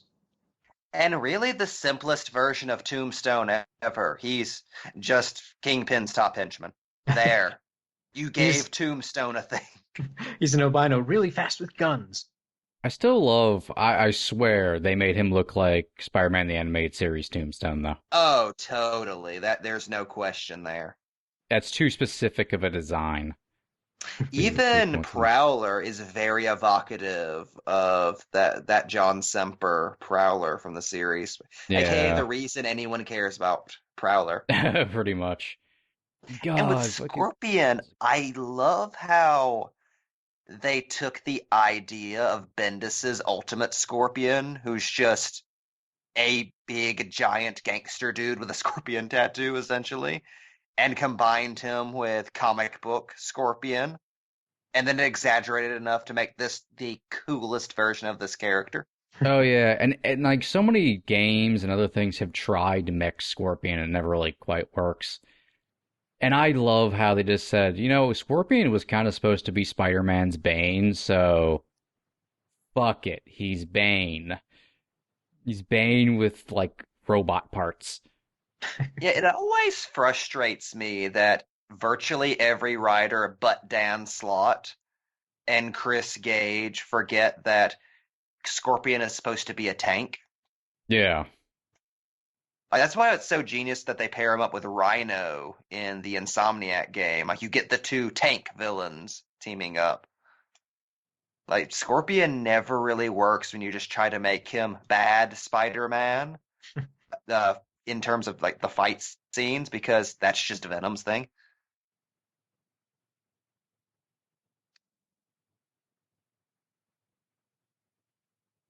Also, the small, subtle little glance to the side Yeah. that Prowler knows he's going down. Something you wouldn't catch necessarily on your first viewing, but it's a very telling character moment. Really adds depth on multiple rewatches.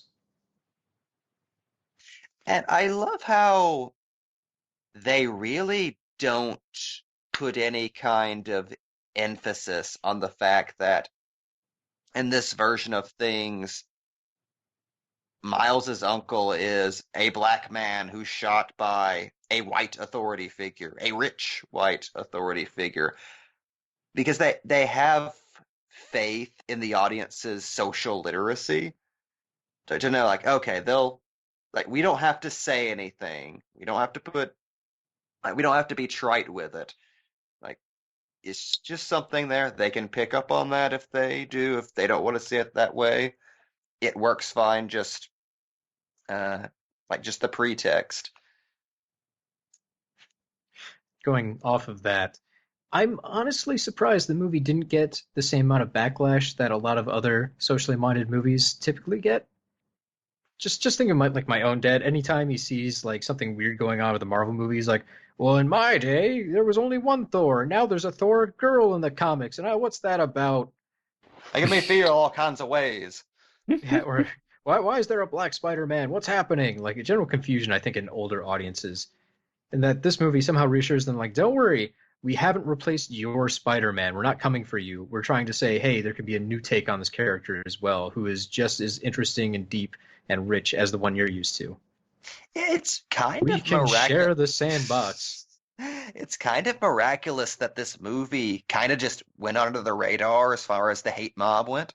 Yeah, Yeah. They had Captain Marvel and Star Wars to worry about. pretty much. So, I mean, very similar to Black Panther. It's really, in my mind, a film about black excellence. And Black Yeah. Panther right now, we discussed this earlier, is kind of getting shit on from everyone right now for being overrated, which just might be slang for, it's popular and that just makes me mad. Also, it says stuff I don't like. It makes people who are different than me happy, and that makes me feel excluded. Pretty much. Since we're talking about it, like, I should say one of my favorite things about this film is the fact that racial identity is very much a part of the world these characters inhabit. It's not relevant to the story. It's not anything they milk, but I like that little touch of realism. Like, Miles is very much a kid from a black and Puerto Rican household. Like, I love how we finally have a Peter Parker who's Jewish. Ironically, in the Ultimate Spider-Man movie, where considering Bendis always wrote his Peter as very Jewish. And it's something a lot of family and children targeted media has a really hard time dealing with. Like, they either pretend that race does not exist, or it's done in a very maudlin after school special way that we all saw quite a bit growing up in the 90s. Yeah. Like, oh, here's the Black History Month episode of Kenan and Kel. I love how it's just treated realistically. Like, no, these are these characters' identities. This is the world that they inhabit. It's extremely refreshing. It rewards the audience's intelligence to pick up on that being very important. And if you're stupid, aka the kind of person who'd not like that kind of thing being in your entertainment, because you'd have to be stupid, you'd just be too stupid to notice it's even there. So, I'm sorry, I got distracted because Spider-Ham's funny. Spider-Ham is funny. That is one of my top tier lines from this movie, though. Do animals talk in this world? Because I don't want to freak them out. Poor Gonky. The character is essentially reduced to nothing in this version of the film. Well, I imagine while they were in the early stages of this movie, they saw Homecoming and went, "Fuck." I believe that's They already almost called dibs. exactly what happened, actually. He said, well, oh well. Which is for the best, because you watch the extended cut, all of the stuff with Gonke is very repetitive of what we're going to see we see later on in the movie with Peter, and also just kind of undercuts Miles's arc that, Yeah. like, again, that's from a version of the movie that was much more a straight adaptation of the Ultimate Spider-Man comics that had the alternate universe stuff almost as like a middle of the movie plot twist more than the premise. Yeah, and Miles had a very different arc in that version, which fascinated me, and I'm glad they kind of dropped it because it's very run-of-the-mill animated movie, I felt like, character arc Very about much so. quitting and all that. It didn't work. And I'm fascinated. I think it was, I can't believe I'm about to quote Tom Rothman. Rothman said when the alternate cut was announced that pretty much not to get your hopes up, they just liked the idea of putting the alternate cut on the disc more for like almost film school purposes of like this is how this was developed and why editing and rewrite decisions were made. Like he said very clearly, that cut does not work. It doesn't work at all. No, No. they're definitely right. There's enjoyable bits to it, but as a whole, it's not what I'd prefer over this in any way. Specifically, Spider-Man: The Motion Picture, which is the most Miller and Lord joke of all time, and it's hilarious. I don't know how that would have worked as exposition in this movie. Yeah, it's like, oh my god, it's still going. Like, all based on a page from the Bendis book. Not that just a weird animated short that is incredible. Just Spider-Man doing commentary with his voice altered like Bart Simpson. Oh, it's fucking hilarious. To get to what's on screen at the moment, No. this is the kind of scene that separates this Spider-Man movie, I think, from everything else we've seen. This is the kind of heart of the movie, this stuff here, where we can have such sincere character moments. It's a little bit of a shame because the relationship between Miles and his dad is really well explored and developed, I think, here. And unfortunately, that means the relationship with his mother doesn't get touched on as much. Yeah. She's kind of minimalized the character. But there's always Martha sequels. Wayne syndrome, I like to call Yeah. But here, this is such a heartwarming scene. And I feel a lot of other action movies wouldn't necessarily make the time for something like this. Or if they do, it's in a truncated form or something a little more hackneyed. Yeah, again, this is Jefferson's Lawrence Fishburne moment, which you would see like in an indie movie, or you would see like in a big prestige film that like, let's just let this actor act. And it's incredible to see that with a CGI character. And it's just so sad. You want to see Miles get up and hug his dad or tell him he loves you, but he's physically incapable at the moment, which makes their reunion at the end of the film all the more strong, all the stronger, better.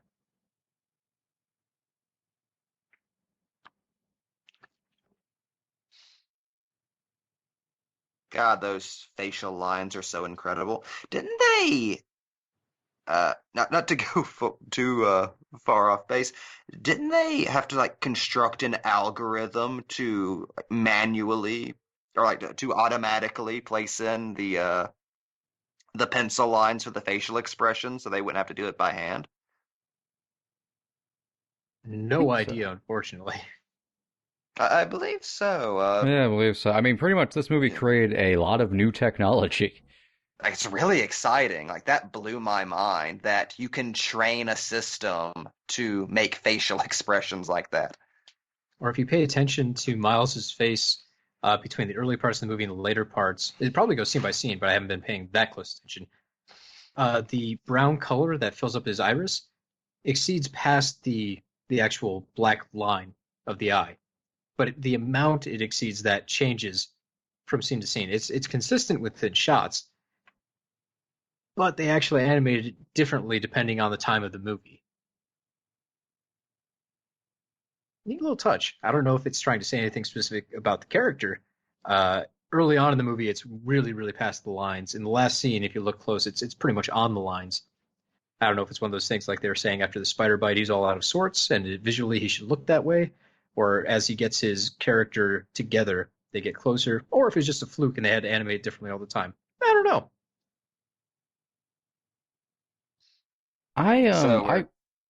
No, I'm sorry, go on. I was just going to say, we're now watching one of the most beautiful scenes in superhero movie history. Yeah.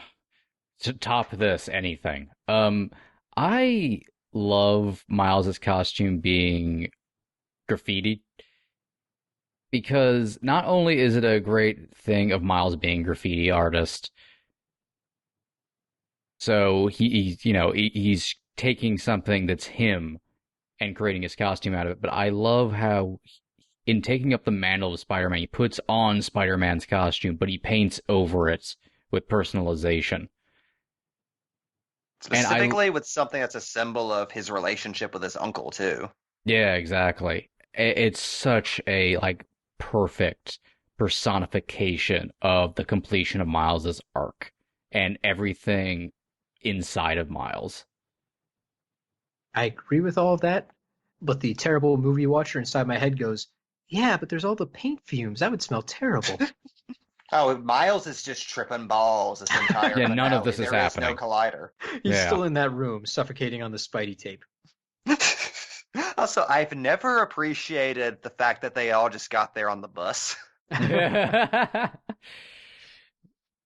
Your legs are going to be tired.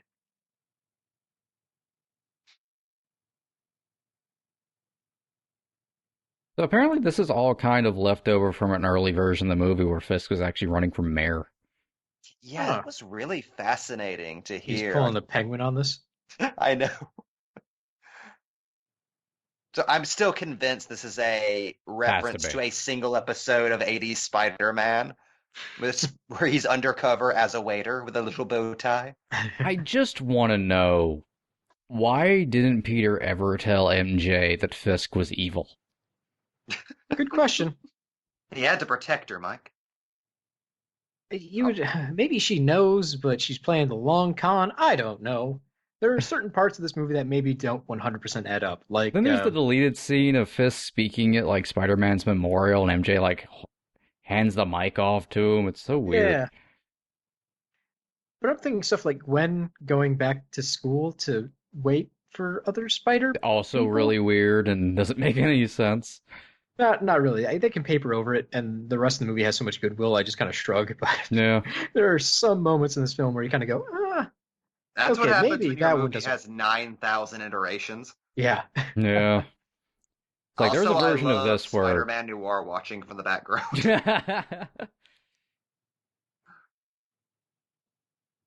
I feel like Gwen going to Miles' school is probably left over from a version where there wasn't really a Spider-Verse. Yeah, well, even when she's in like Doc Ock's lab, she's apparently in disguise because she's wearing glasses. But she looks surprised to see them. I don't know. It almost feels like too, like she maybe had a job or an internship there or something. I can't remember. Parts of it don't quite make 100% perfect through line, but that's whatever. It's still weird to think that there was a version where Ock was still just going to be comic book Doc Ock and was going to be a friend of the family, and there was going to be a whole relationship between Spider-Man and Dr. Octopus they were going to get into. It's like, how did they think they were going to have that much time? All the Good question. Spider-Mans. This is already surprisingly long for an animated film. Like 2 hours, that's pretty hefty. For the amount of hard work that has to go into creating all this animation, I'm surprised we got as much movie as we did. God, that extended cut is just the goddamn Lord of the Rings. So before we get into the super big finale here, one thing that was really on my mind the last rewatch of this film was another comic inspiration, but this time from our good friends over at DC Comics. Everyone give them a hand. But Oh no, my Yay. hand has been replaced with water. oh no! Oh, What have we done? extreme. But the whole time watching this, I'm kind of thinking of it as like the opposite of Neil Gaiman's Whatever Happens to the Caped Crusader. In that film, Batman is at his funeral, and he's seeing different iterations of his rogues gallery and his supporting cast basically eulogize him in different ways, all talking about different ways that he died. And the story is supposed to represent the ultimate death story for Batman. Whereas this is kind of like the ultimate origin story for a specific Spider-Man. It kind of shows that they all have kind of similar inspirations, and they all have to go through certain things. They all have certain similar characteristics. This is like the ultimate origin story, and Whatever Happened to the Caped Crusader is the ultimate end story. But I still like how they pair. So, right after watching the movie the other day while taking my notes, I had to run back and read that comic. It's only 2 issues, so you can get through it really fast. But, That's a very apt comparison. The one I always go to, perhaps like, just because it's so obvious and so recent, is the Lego Batman movie. Like, it's kind of Oh, yeah. miraculous that within like 2 years of each other, we got 2 like CGI animated tributes to everything that is wonderful about these characters and celebrates their entire history and what they still have to offer us in the future. Yeah. But specifically for Caped Crusader, there's one line, end of the book, Spoilers, Batman is in fact dead. They're not lying to you for the 2 issues. But Batman meets his mother and she tells him, "You don't get heaven or hell. Do you know the only reward you get for being Batman? You get to be Batman. And when you're a child, you get a handful of years of real happiness with your father, with me. It's more than some people get. You're done now. It's your time. You can stop fighting just for a few more years. It's over." And I kind of love the way that short series sums up how these characters exist beyond the border of the comic pages. They're always going to be reiterated and reincarnated and reinterpreted. And if you think about it, these characters have existed for, well, what, 60 plus years now? And we just keep getting them. They're continually in print. There's movie versions and TV animations. We're getting thousands of iterations of these characters, but we can always find something core about them that we identify with, so we can point and go, that's Batman, or that's Spider-Man. And to me, this movie distills all of that perfectly. We get that there are different takes on all this stuff, but they're all of a kind. They're all the same deep, deep down. Even, yes, Spider-Ham, who just dropped an anvil on the Scorpion. I say how much I love how this movie buries the fact that these characters are built to be arch enemies of the various Spider-Mans. It's like, oh, that's why Tombstone is in this movie, so we can box Spider-Man Noir.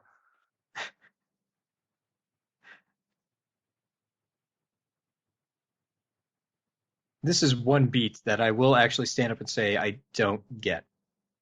Like, it takes special time to show that Penny is very, very sad that her robot has died. But it never quite, to me, establishes the link that the robot is sentient. We know the spider is supposed to be sentient. She has a link with the spider through the robot. Is that why it's sad? Because she can't communicate with the spider in the same way because the suit's down? It feels like such a big moment in the film where the beat isn't really quite earned, especially since we see the suit is totally fine in a couple of minutes when they all return to their own dimensions. That's a nitpick. If that's the one thing wrong with this movie is, A+. It's her father's robot. Make more robots. It's all right. Is that you watching the end of Big Hero 6? Why is everybody sad about Baymax? I can just make another inflatable 6-bot. Yes, they probably have backups of his memory too. Like, that whole thing is just a reboot situation.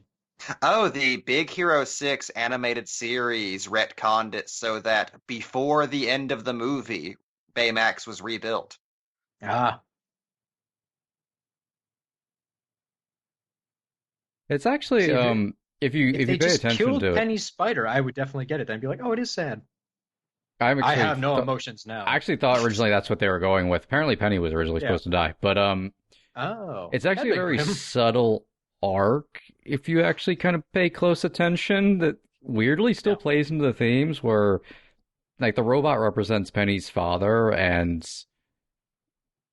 it's destroyed here, so when she goes back she has to build her own from scratch.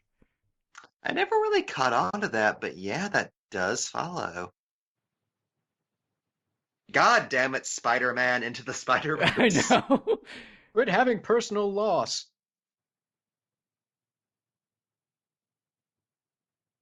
Meanwhile, I guess Spider-Man Noir's subtle arc is that he gets really famous in his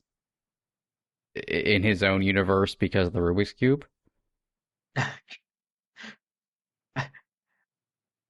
So how does that work? When he goes back to his world and the Rubik's Cube has color, can they see the color? Is this like a Pleasantville situation?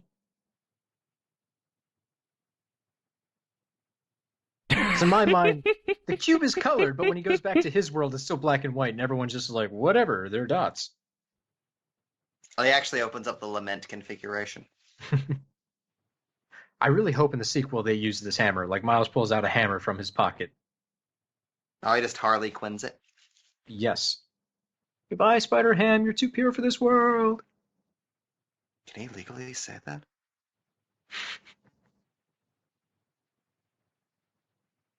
Also, I have no idea how old Spider-Gwen is supposed to be. It's kind of inconsistent. She's she's a year older than him. Whatever. Who's 13 according to the extended universe, but she's also been Spider-Gwen for several years. It's very confusing. Also, she Very looks like confusing. she's in her early to mid-20s. Yeah, comic book Spider-Gwen is supposed to be at the very end of 16, I believe. Yeah. And moving into 17 by the end of the series. So yeah, it's once again that's what happens when a movie is rewritten 1,000 times. And we've already lost Spider-Gwen. She's away. But I do like how her character, too, gets an arc that wraps in with everyone else's, where she has this fear she's running away from. Hers is, of course, friendship. The movie makes it pretty clear. But it's nice that they resolve that. And the true mark of resolution is them returning back to their own places. Like, they're actually not running anymore. They're going back. And it's so nice to see that moment between Gwen and Miles, where not only do you get the completion of her little mini character arc of accepting friends, you have that nice moment of them just kind of turning to the camera and saying, "Yeah, they're not going to kiss. We're not that kind of movie." Well, that would break Gwen's arc. She needs friends. She needs to open herself up to just friendship, platonic relationships, which she gets here. If it jumps into a romance immediately, it's like, you just broke it. There was an arc there. It's a very refreshing bit of restraint. She don't need no man.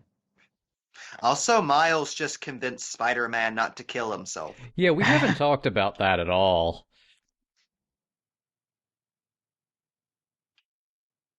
We won't. I love just the subtleness of the fact there's a fucking suicide arc in this movie with Peter B. Parker in a kid's movie. And it is resolved in such a, once again, beautifully subtle way, but that's also very realistic. Like, they never address it outright. Peter B. Parker is going to commit suicide by using this. But at least he has to go out like a hero. But this is all just a suicide plan. Even though when he was in Miles's dorm and, trying to get Miles to get the goober off of him, you could tell that he really wanted Miles to succeed. But ultimately, he just still wants to fucking kill himself. And I love how Miles recognizes what Peter's doing and never addresses it in any big way and just tells him, it's okay. You gotta go home now. It's such a You have to slight go exchange. be Spider-Man. Yeah. On the plus side, when he goes home, at least he has that slice of pizza waiting for him. There is that. That's something I think is very interesting about the way the film uses Peter. Like, there's the plot point of Mary Jane and Peter breaking up because of Spider-Man not trusting himself to raise a kid. Now that's resolved with his mentorship with Miles. But something that also struck me the last time I watched it was how, in seeing this remixed version of himself in Miles, Peter is learning to appreciate the idea of Spider-Man again. And that Peter's kind of the surrogate for the audience. Yeah. I think here we're gonna show you everything that made Spider-Man great in the first place by changing everything just a little bit to make you see it with fresh eyes.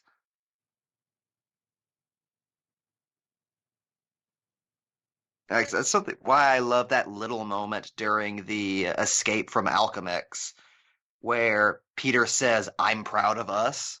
Not "I'm proud of you, I'm proud of us," which is a joke, but also is saying something really important. Oh yeah, I'm Spider-Man, aren't I? Hey, look at me being Spider-Man again. He immediately goes back to his dimension and then invests in a new Spider Burger. It does not go well. The food truck, though, so at least, less overhead. So I love this fantastic voyage environment they're in now with the Kirby dots as almost as red blood vessels. Yeah. What a pain in the ass it must have been to do this whole last sequence, because the entire time the backgrounds have just been trippy as hell. It's not like, oh, we animated a tube and we just put the characters in and spun around a digital camera. There is constant fluid motion happening all around them that is constantly shifting in color and size and position. It's not something I'd make myself do. I'm too lazy for that. But boy, is it stunning. So I cannot believe that the shoulder touch was a fucking last-minute addition. I know. It It's feels such so a important. well-incorporated callback. It's such a great fuck you to Fisk. Like, I'm going to defeat you using the legacy of my uncle you murdered.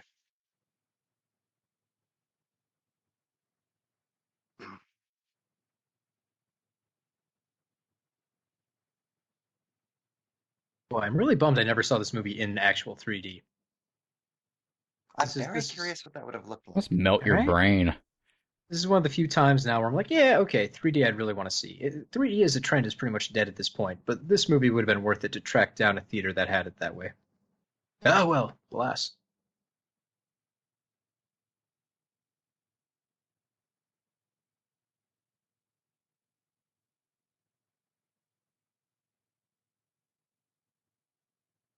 I have to admit, I'm still really sad we did not get the power of the multiverse in the palm of my hand. Still happens that- totally off screen. I still say it. Yeah, we didn't see her body, so she is still tripping through the multiverse. That's how it works. If you don't see the corpse, they're still alive, like Toad in X-Men. Yeah, Joker logic. Exactly. God, could you imagine? I'm being dead serious too. Could you imagine if the sequel idea was fucking Spider-Verse for Doc Ock? Oh no. Like you have Olivia, you have comic book Dr. Octopus, you have Alfred Molina coming back as Movie Ock. Yes. You could have like fucking 90s comic Lady Octopus and her alternate reality. Oh Oh. god. All vying to become the superior octopus. No, this all devolves into the Sinister 36, where there's 6 versions of each member of the Sinister Six, and Spider-Man has to beat all of them. That actually is kind of an interesting point you made, Mike. They could totally do the superior Spider-Man as the leader of a group of villains. Like with the multiverse idea, like they have such a big playground to play in. Oh yeah, I really hope they go all in with just a full fucking cinematic universe based off of this. Get Miles movies, you get Spider-Verse movies, you get Spider-Gwen movies. Give me my goddamn Silk movie in this style. I Hey, really we hope- are finally getting Amy Pascal's all-female Spider-Man spinoff in the one context where that would make sense. Say, I really want them to stop making Spider-Man spin-offs that aren't in the multiverse. Like, you don't have to do Venom 2. It's okay. You don't I have am to do Mobius. dying for Venom 2, I'll have you know. Same. Bring on Venom Carnage. Okay. You can have it. You do you. Damn right. Boy, I hope they find a better red wig. That's all I'll say. Well, that I I agree will with. defend Venom, but no, that I don't know what was going on in that after credit scene. I don't think anybody knew what was going on in the after credit scene on the day. That I think was filmed in somebody's basement. You mean a top security prison?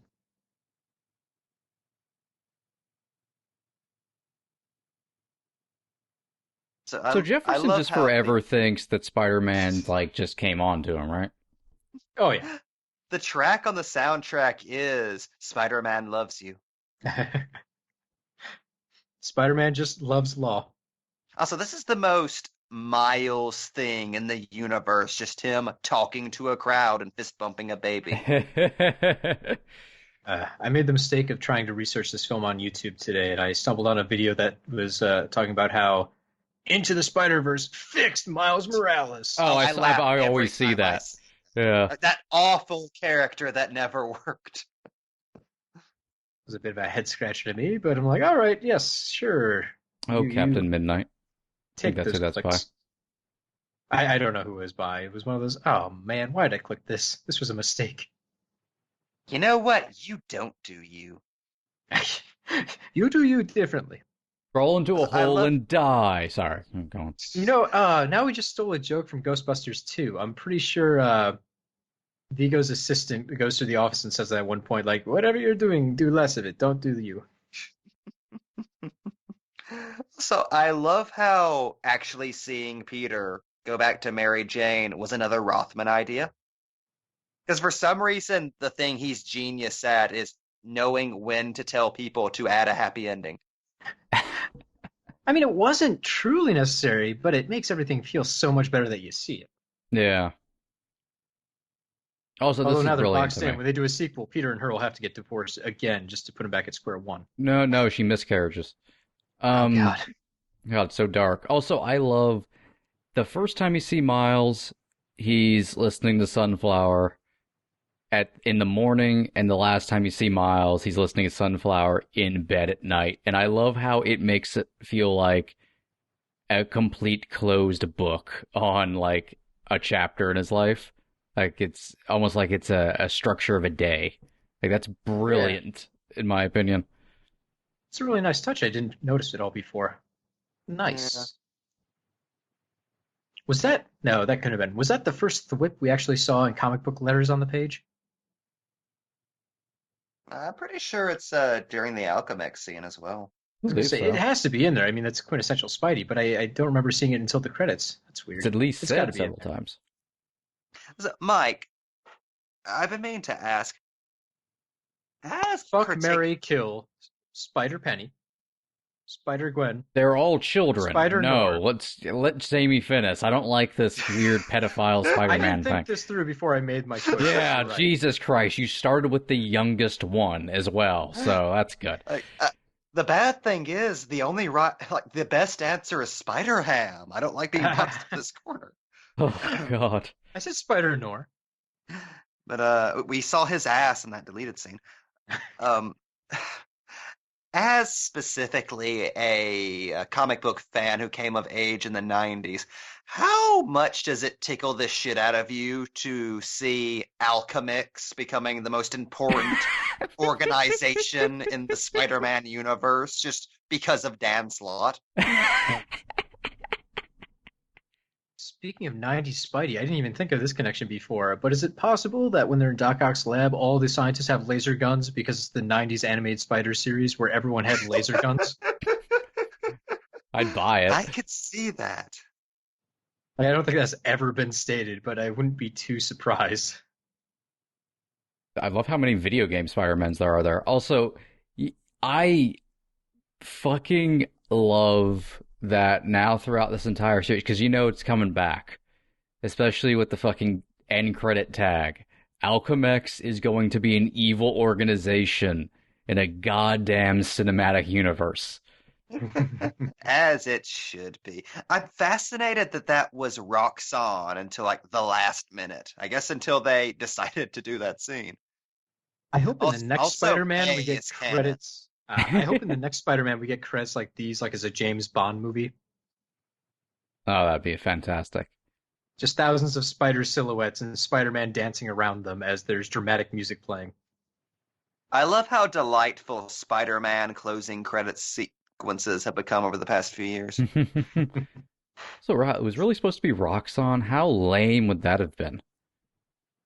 I know. Roxxon is such a just let it go as far as comics continuity goes. Like they don't do anything. They're just evil. Yeah, like I mean, they're used in all of the in a lot of the Marvel shows, like Cloak and Dagger. I know Runaways, Agent of Shield, like all that stuff uses Roxxon because simple. They're lesser aim, but like you don't use Roxxon in a movie. Okay, they're so popular. There was a Lego set from a couple years back that was an exploding Roxanne truck that came with Vision and Captain America, and it was even there in the Legos. Everyone uses them. That's what you go with. They sound like a fucking gas company. Roxanne. I think it was a gas truck, so that made sense. It's like making the villains an evil company that sounds sort of like Exxon was really biting in like the 70s. Yeah. At that point, just bring F.A. Schist back. The only cool thing is in Agent Carter, the head of Roxxon was Ray Wise. Fucking Illuminati Ray Wise at that. And technically they were once ran by Norman Osborn in disguise, so Alchemax really has Roxxon beat. And it's just a fun word to say. Alchemax. Though we have to admit, as far as corporate arch goes, no one can top Stag Industries. They were ran by William Sadler, goddammit. They unleashed the Metamorpho into the universe. I think about that sometimes, that William Sadler was Simon Stagg, and in some version of things where he was not killed by the Reverse Flash dramatically, he with his created Reverse Metamorpho. Flash knife he brought from the future.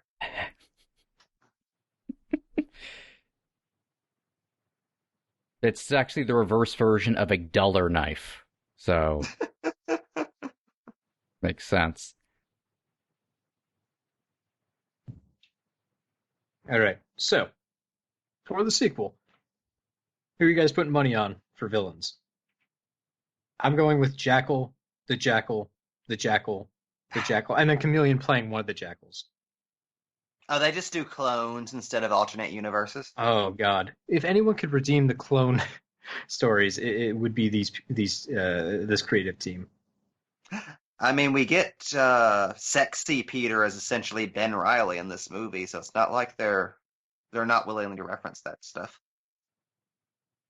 I'm going to go weird with it. I'm going to say Ezekiel. My God. We're already halfway there. We're in slot territory, and he'll bring back anything.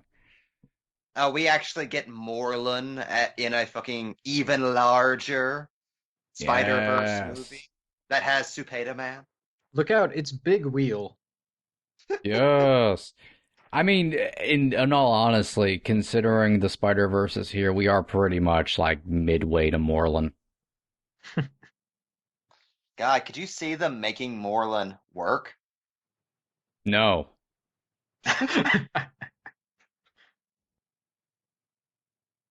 Yeah, honestly, like, I would put my money on Liv returning in some fashion just because of how fucking in love they are with Catherine Hahn's performance. And that whole very setup they dynamic cut out. too, with all the extra arms speeding around.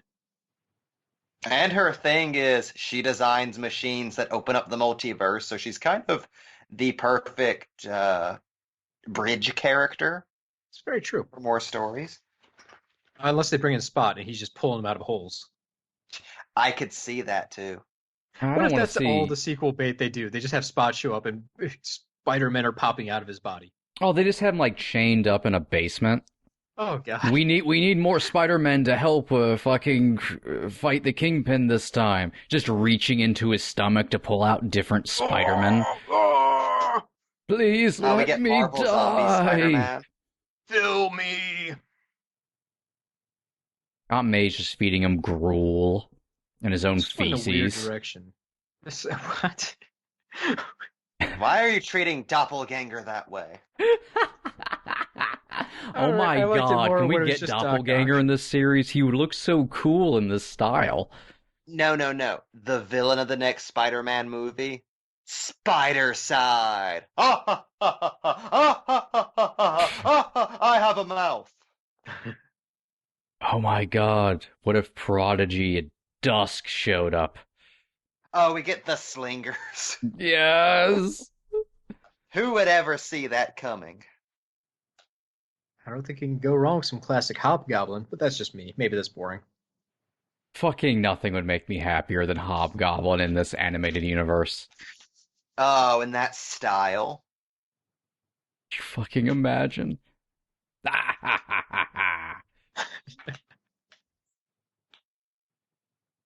Oh, we finally get Sterling K. Brown as Hobgoblin, the thing we were promised in Spectacular. Oh, now I'm reminded that was a thing and I'm sad.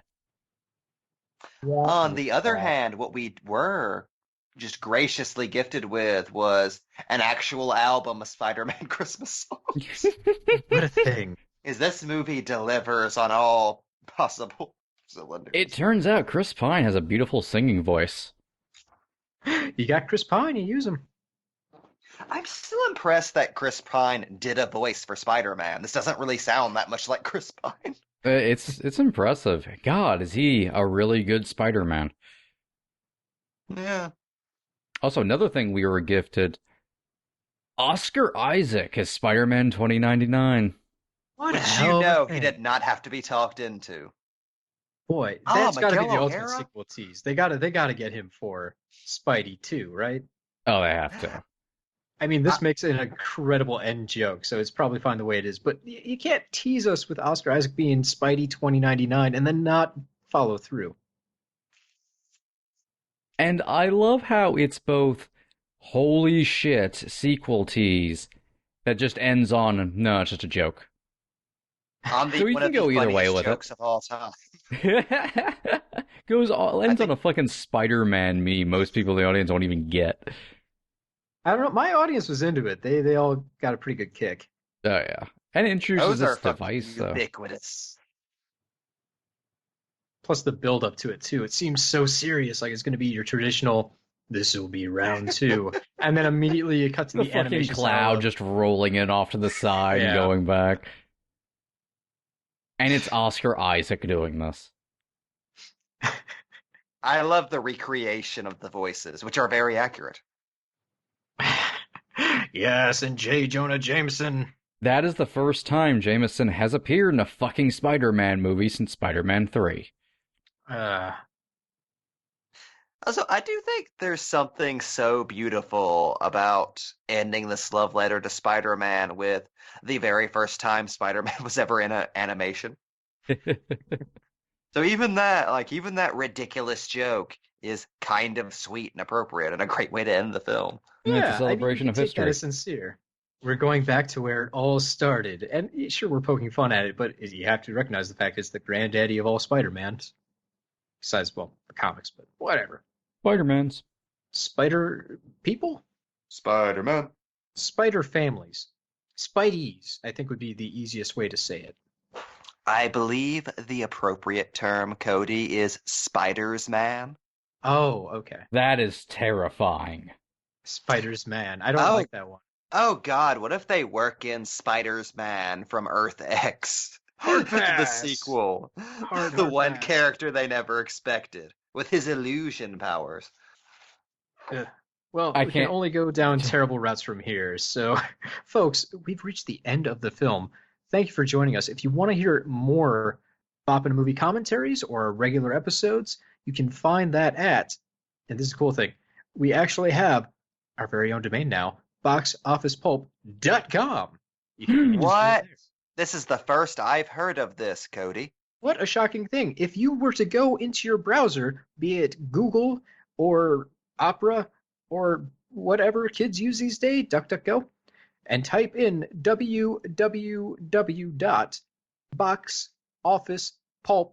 www.boxofficepulp.com and hit that enter button, you will be taken to a website with our stuff. It's pretty goddamn cool if I do so say myself. Or That's if you're so old school. convenient. It's incredibly convenient. I don't have to waste all my time typing in all kinds of HTTPQRSs. I don't have to deal with Blogspot and their shenanigans. It's great. Although if you want to find us on iTunes, we are there as well. You can subscribe to us. You can find our Facebook page on Facebook under Box Office Pulp, and we are on Twitter. Just look for the handle Box Office Pulp. Go check us out, folks. Anyways, that's a wrap. Let's get the hell out of here. Okay. I've got it. For the sequel, The Spider Gang Battles, The 1000. Comic books are fucking stupid. You get more out of life when you go out to a movie.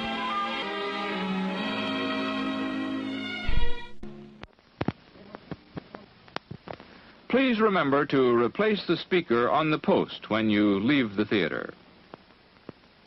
Admit it, you were trying to remember who the fuck the 1,000 Oh, were. I don't think I ever will. I don't think I know who they were in the first place.